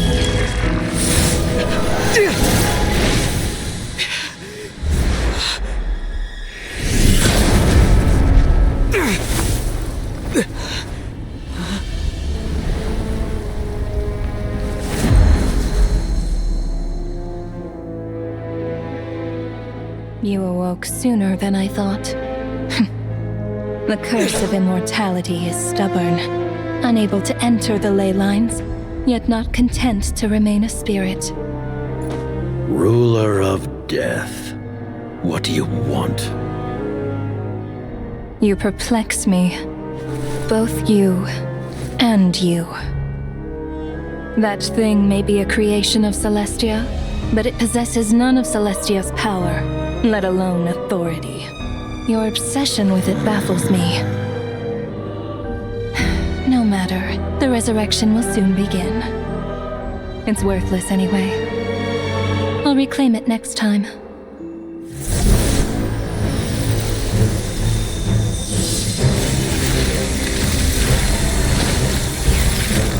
Hey, who says there will be a next time?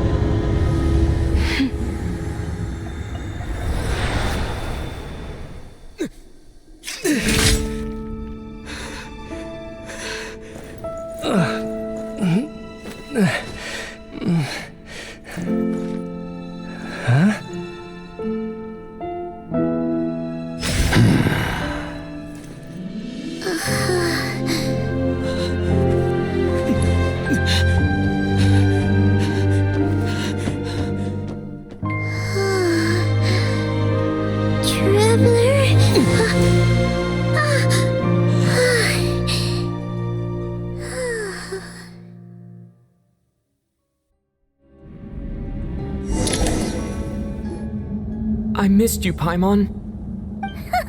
What are you talking about? We haven't even been apart for that long, have we? It was different this time. You seem to be in pretty good shape. Yeah, Paimon's back in tip-top condition. It's the weirdest thing. Paimon fell asleep earlier, and when she woke up, she found herself here. The jester and that guy talking to him used some kind of energy on Paimon, and she could kind of feel it canceling out that other thing that was making her feel unwell. So, Mitya helped too? Apologies for leaving in such a hurry at the theater earlier. I was in a rush to verify some theories. Rest assured that your companion is perfectly safe. We reversed the effects that the experimental energy had on her. The jester specifically instructed me to do so. I suppose this is our first official meeting, Traveler.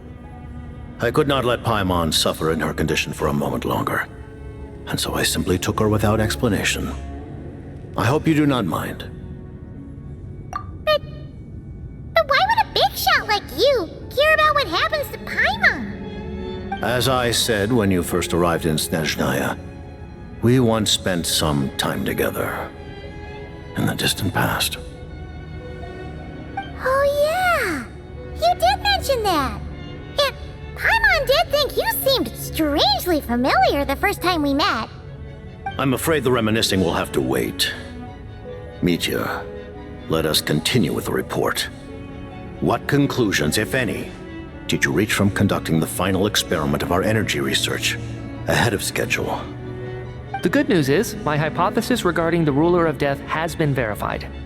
As for the bad news, I recommend we suspend the experiments and Project Mistelton until further notice. Currently, we have no means with which to make a breakthrough. I say this purely as a scientist, guided by reason alone. I will trust your judgment. We shall put the project on hold until the Ruler of Death has been eliminated. Wait, what are you guys talking about? You want to get rid of Renova? Like, how? By killing her? By whatever means necessary, so long as it removes the threat she poses to us. Until then, everything we do will be in vain. After what just happened, I've ascertained Renova's goal, or rather, the trigger condition for the Curse of Death. Okay, let's hear it. What she's doing is blocking Snezhnaya's technological progress, preventing us from possessing any means with which to threaten the heavenly principles. Just like the little lapdog she is. So, any ideas, research, or experiments that lead to technological progress can trigger the curse. Just now, for instance, I was set to launch a final phase energy experiment ahead of schedule. If the experiment was successful, we could have achieved a crucial breakthrough. As expected, though, the moment the experiment began, all the researchers, technicians, and witnesses died from the curse. All that effort, not to mention the energy and materials we relied on Project Stuzha to gather for us, went to waste. In the end, nothing was gained. Does that mean something similar happened when we were at the theater? That's right. During the performance, I thought of an important breakthrough regarding the experiment, and wound up dragging everyone into this. So the nature of the curse seems to be something like, when moments of technological progress occur, all life in the vicinity is taken away. What a violent method! Of course, that meant the curse was normally limited to the Armory Palace. Since outsiders are forbidden from entering, this mass death phenomenon went unnoticed. Until Odette came along. I believe she was the first witness. The curse of death was triggered just before she infiltrated the Armory Palace that day. But you mentioned something about a final stage experiment. Doesn't that mean you've actually made some progress? That's right. Even with the gods locking certain key components out of reach, humanity can still advance technology in incremental steps accumulated over time. But, as I'm sure Renova anticipated, even incremental progress has its limits, a point where the truth you're seeking must be put to the test in an experiment. You mean, the experiment you were just about to do? Yes, we were at a critical juncture, a moment where the quantitative was about to translate into fundamental qualitative change. With this single experiment, we could have brought everything we've worked for to fruition. But now, after already being forced to fumble around in the dark all this time, it feels like we've truly hit an impenetrable wall. As long as Renova's curse of death persists, we won't be able to advance the experiment or obtain any results. And with Project Stuzha having been in effect all this time, at our nation's current strength, repeated trial and error is simply unsustainable. Only by eliminating Renova first will it be possible to continue advancing our plans. But she's the ruler of death! She can just kill whoever she wants, right? That's gotta be the scariest power ever! Is it even possible to beat her? We'll see. But one thing's for sure. She definitely can't just do whatever she wants. The best proof of that is me, standing here, very much alive. You're saying... Wouldn't it be easier to just kill all of us researchers for good? Why resurrect us over and over again? Why let us advance our technology to this point? So, you're saying even the ruler of death has limitations we don't know about? Exactly. And I think that's where the key to our breakthrough lies. Regardless, the ruler of death has always been an obstacle we must overcome. Indeed, we must face life, death, time, and space. After all, our goal is the heavenly principles. The Fatui want to challenge the heavenly principles? For a long time, I've had a vague suspicion the Fatui and the Tsaritsa were targeting the heavenly principles. But hearing the Jester admit it is still a shock. No wonder the Tsaritsa's goal has always been kept a secret from the people. What kind of road will that lead Snezhnaya down? In that case... Lord Jester, I would like to request some leave. I'd like some time to organize my thoughts and go over the data. Granted. Get some rest, put the experiment out of your mind, and take care that the curse of death doesn't affect any civilians.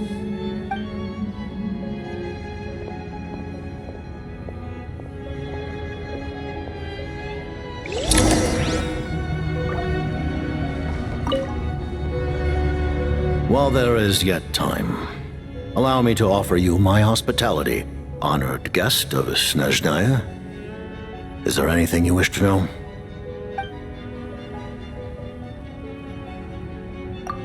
I remember hearing the term Mistleton from Columbina. Yeah!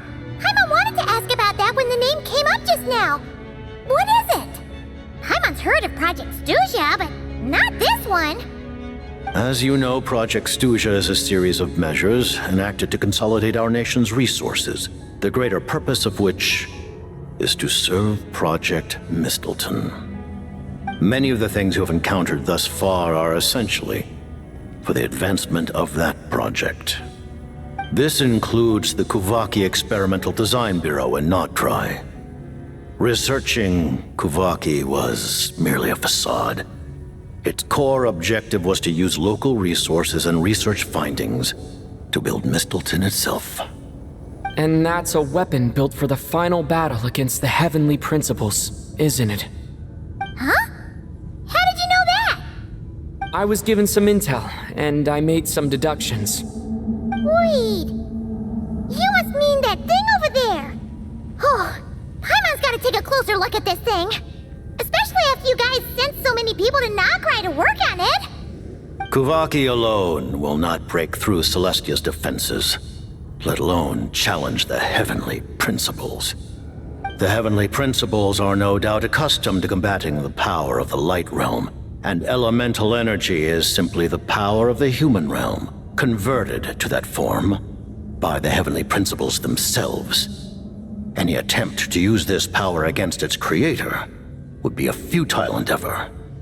For now, therefore, we have set our sights on the form of energy associated with the Third Descender and the Stellar Linchpins. This may hold the potential to allow Mistleton to contend with the Heavenly Principles. You could say that by reverse engineering the Stellar Linchpins to extract the energy within, we have obtained a source of The Kuvaki Experimental Design Bureau, Project Stuja, and the new energy experiments. Huh. So, Project Mistleton is what ties it all together. And it looks like your plan is almost complete. No wonder the Ruler of Death came after you. Her Majesty the Tsaritsa has embarked upon an expedition to vanquish a monster. Were it not for this, I imagine she would have been delighted to grant you an audience. Seems like the powers that be in Snezhnaya don't intend to hold my past conflicts with the Fatui against me. The Harbingers have been granted significant autonomy in retrieving the Gnosis. But by the same token, they do not completely represent Snezhnaya's official stance. You read my mind. Speaking of the Gnosis, Paimon's been dying to ask this question since forever. Why exactly does the Tsaritsa want to collect them? Is it something to do with the fight against the Heavenly Principles? The Gnosis will undoubtedly serve as a key bargaining chip when she confronts the Heavenly Principles. Beyond that, you had best ask the Tsaritsa herself. I am not sure if this information is mine to disclose. What do you mean, not sure? Don't you make the rules? You're the highest-ranking Harbinger! Ugh, never mind. Taking on the Heavenly Principles is something most people wouldn't even entertain in their wildest fantasies. Why is the Tsaritsa so fixated on this? Into that today, civilization is nothing but an illusion. Something whose very existence can be negated at any moment. Our civilization may very well be destroyed in the struggle, but as things stand, the Heavenly Principles could choose to negate our existence on a passing whim. And we must not sit back and accept that fate. Only by changing the state of affairs, only by overthrowing the Heavenly Principles, can our civilization truly be said to have taken root. Otherwise, the fate of the people of Conria and Hyperborea is a cycle doomed to repeat itself. potential destruction in return for getting to control your own fate. Furthermore, perhaps this is still somewhat difficult for you to understand. Are you aware that all the rules of this world are made up of curses? Huh? All of them? Paimon knows about the curse of death you mentioned, and the curse of immortality that you and Dainsleif have. Then the birth of the Hilly Churls, the rules of Natlan's Ode of Resurrection. Those are curses too? Farina's long life seems to stem from a curse placed on her by Focalor as well. Yes. Even a god's love for humanity is a curse the heavenly principles inflicted upon the gods. What? The Tsaritsa has always had ample reason to hate the heavenly principles. If she can seize their authority, she will reconstruct the entire world, and when that time comes, humanity will be completely liberated from curses and lies. Look forward to it. It will be a world beyond your imagination. Though the ordinary people of Snezhnaya may not understand these details, in this frigid land locked in a ceaseless struggle against the environment, in this nation to which the gods have never shown favor, we all believe that standing in solidarity with the Tsaritsa in our shared struggle will surely usher in a new and better world.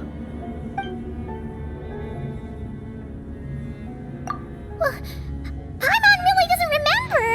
He's basically a stranger. You've got to believe Paimon. Allow me to explain. The reason Paimon reacted to the anti-Celestia energy developed by the Armory Palace is because she comes from Celestia herself. More specifically, she is one of its creations. Paimon? A creation of Celestia? Oh, right. I was blinded by anger earlier, but thinking back on it, Renova also said that Paimon is a creation of Celestia. But she lacks Celestia's power or authority. As you know, the lunar fragments in Nodcry were pulled down from the sky using Fatui technology. But the first application of this technology was in Conria over 500 years ago. I used this technology upon the heavens, and the response I received was none other than Paimon descending from Celestia.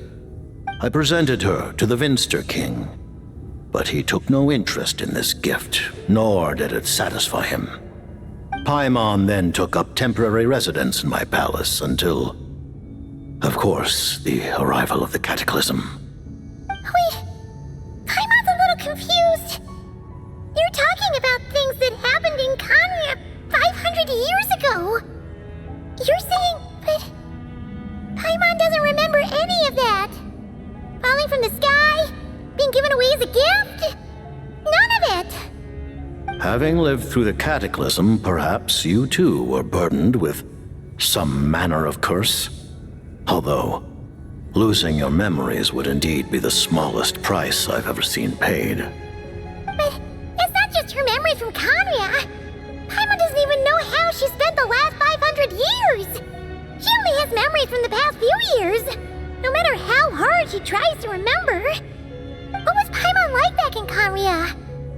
Did she know a whole lot because she came from Celestia? Was she super smart? Unfortunately, when you arrived in Conria, your consciousness was like that of a newborn infant. None could say what kind of being you once were in Celestia. During the time you lived in Conria, your personality was no different from how it is now. Aw, man! Paimon's plan to get her memories back and become super smart is ruined before it could even start. You know, even though Paimon lost her memories, she still feels weirdly close to you for some reason. That must mean you took pretty good care of Paimon back then, huh?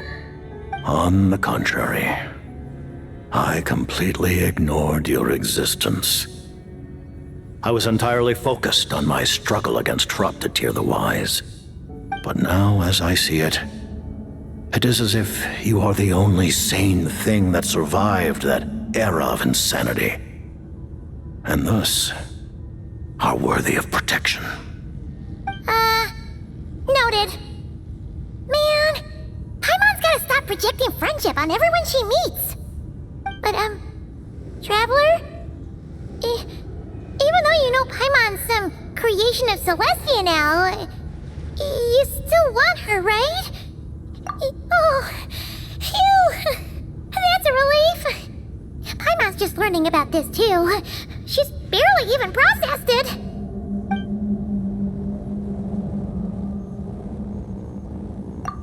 Thank you for telling me so much.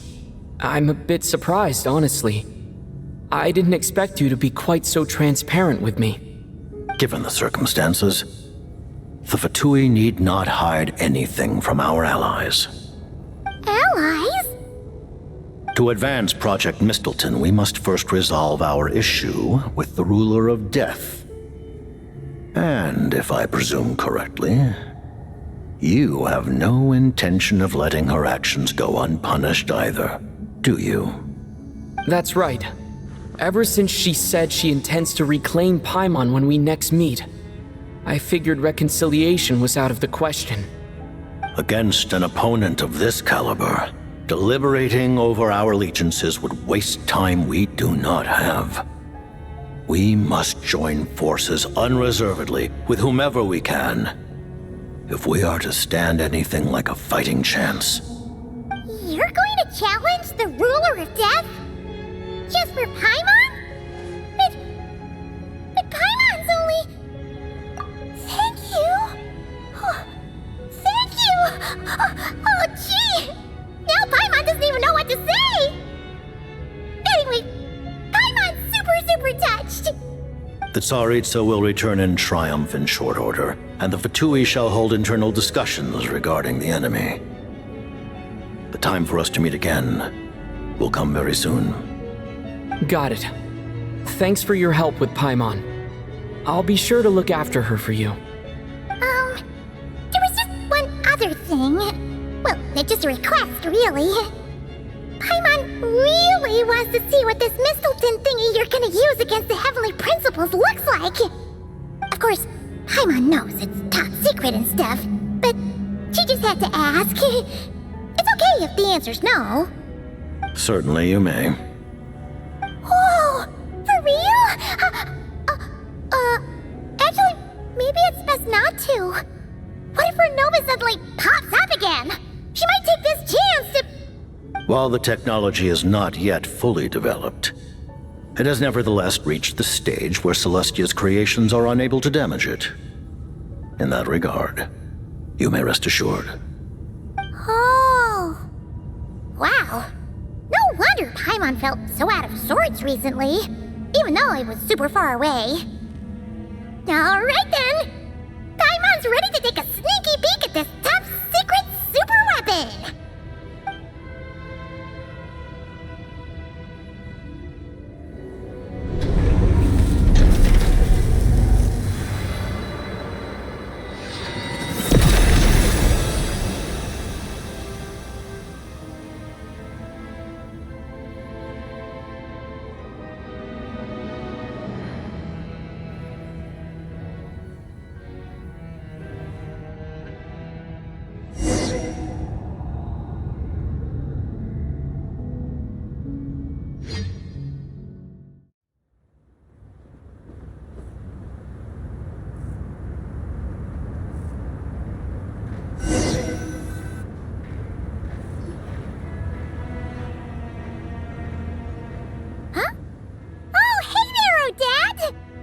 Paimon? You're okay. Thank goodness. You look well. Have you recovered? Long story short, yep, Paimon's all better. What are you doing here? Were you waiting for us? That's right. When I woke up, I wanted to go in after you, but the guards had woken up as well. It would have been tough to take them on alone, and there was no easy way to sneak past them. So I returned the way I came and waited for you here. It was thanks to you that my soul found its way back to my body so quickly. Huh. That actually worked? Nice. I just figured I'd try my luck when that ominous feeling struck me. Really, you should be thanking this thing instead. Anyway, now that things here are all taken care of, I have other things I should get back to.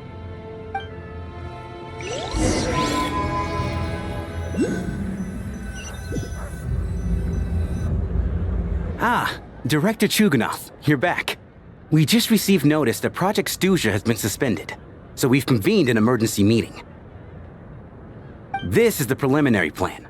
In addition to expanding production capacity, we've also discussed feasible layoff plans to optimize revenue and expenditure structure.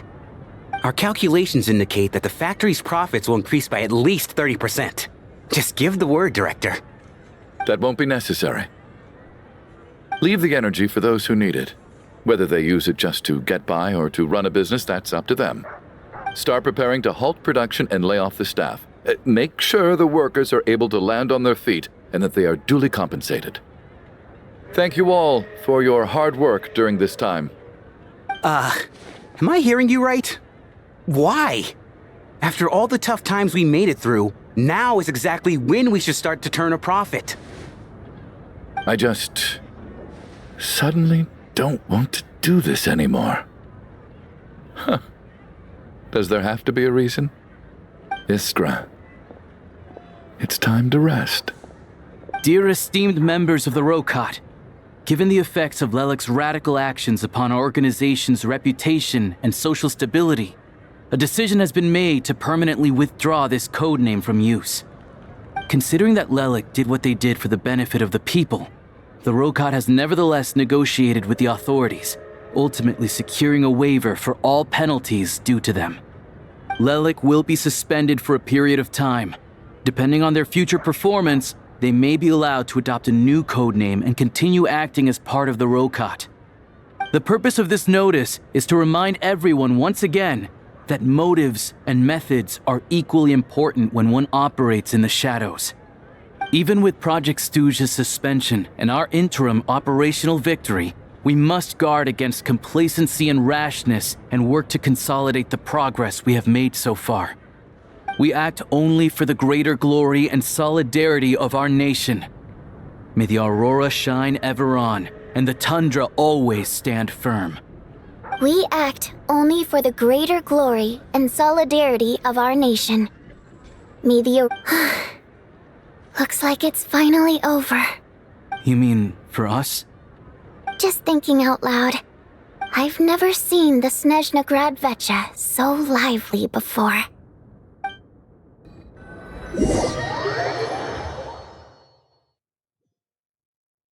I never once thought I'd come here.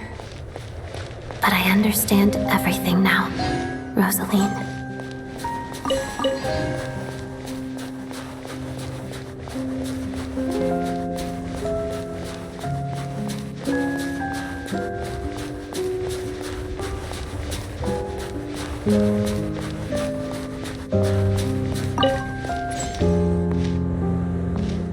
I've seen Spirit Seeker performed many times, including by your mother.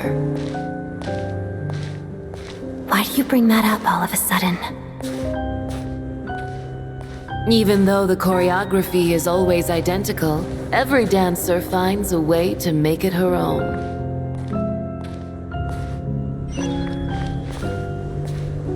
So you actually want to talk to me about ballet? I just think it would be a pity if the dance was lost to history. She didn't teach it to you, did she? That was an unusually subtle taunt for you.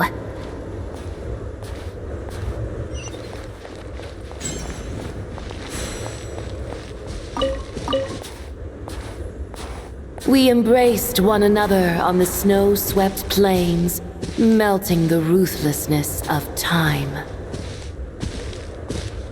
But when our bodies, in pieces, are cast to the winds, What if our love will remain behind?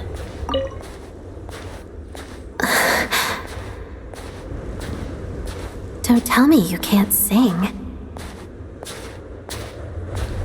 Shush.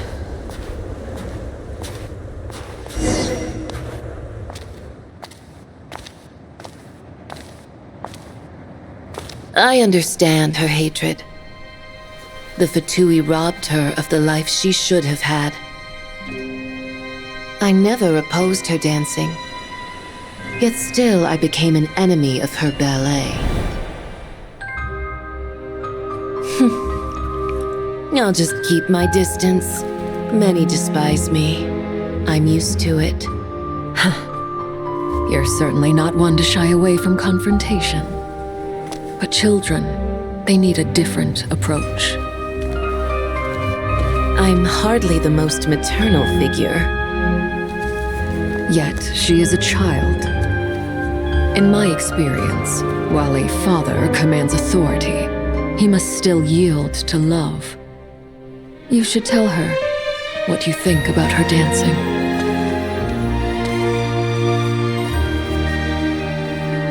Odette will soon take the stage at the Koralyevsky Theater. This could be your chance. Geonosis secured. It went smoothly. I'll be there. Have them send me an invitation.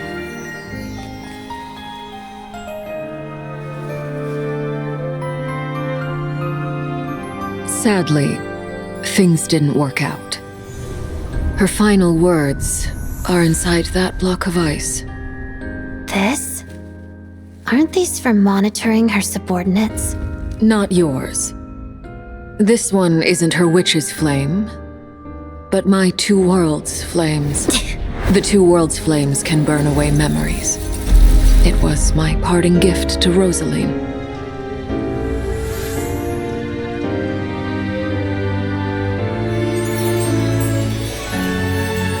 If all goes to plan, she and I will both live to see the Tsaritsa succeed. I believe she'll find peace. But if anything happens to me, she needn't follow in my footsteps. The cryo-energy will fade away in time. Then the two worlds' flames will burn away all memories of the Fatui. She'll be free to dance. She deserves this. I will handle the aftermath. The choice is yours, child.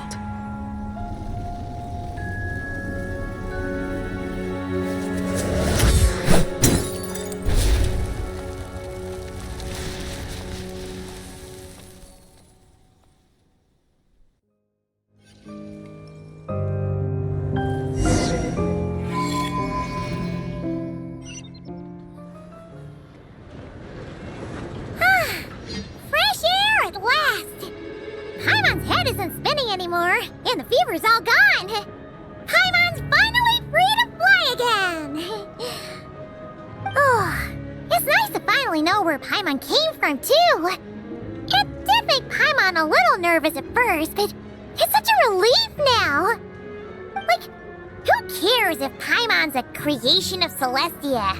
She's probably not anyone that important. Probably just the fairy of food and fun or something. And like you said, this doesn't have to change anything between us. You're not gonna just... Hey! Hurry up! Why are you walking so slowly? You've spent the last few days lying in bed and stuffing your face. I didn't think you'd be able to fly this fast. Says who? Paimon's as agile as ever. They don't call her White Floaty for nothing.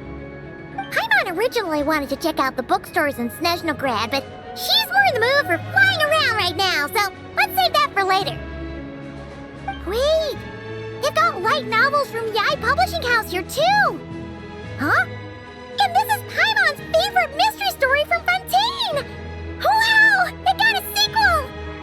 The local Snezhnaya books look pretty interesting too, but also kinda heavy. Not the easiest things to look around. I thought you were in the mood for flying around. Paimon can read while she flies. Hey, look at these two dolls. Which do you like better? Alright! Boss, we'll take both. Paimon will have the other one. Oh, I thought we were only getting one. All right, fine. I'll pay. There you are. Thanks for visiting. Paimon will grab this and then... Huh? Huh? Huh? How many layers does this thing have? And what are you laughing at? Huh. You knew all along, didn't you? A whole bunch of people are gathered over by the plaza! Hey, look! That looks like Tartaglia! Hey, Tartaglia! I know that voice. Of course. If it isn't Paimon and my old comrade. You're looking well, Paimon. All better? Yeah! The Jester knew I was wrong and fixed Paimon right up! Thanks for sending someone to keep Paimon safe, too. Oh, yeah. About that. That was kind of embarrassing. Who could have known that our director would go looking for you in person? So sorry for the misunderstanding. Oh, right. Let me introduce you. This is my little sister, Tonya. Hello, Tonya! Hello, hello! Firstly, I'm really sorry about my brother. Sounds like he's caused you no end of trouble. Hey now, why'd you have to start with that? Not that it isn't true, of course. So she's the real Tonya. She said you two didn't manage to meet up at the theater. She waited ages for me, and when I didn't show, she got a little worried and went outside. I know, right? He didn't bother to say a word to me. I searched up and down the city for him, and he only told me about it when I finally caught him at the gates of Glupov. I've been rushed off my feet lately, so I didn't get the chance to go home. I just figured the Traveler would fill you in when he got there. Well, the snow was bad, and you're never late. So I was really worried about you. How was I supposed to know that you'd stood me up? I'm sorry, Tonya. I really am.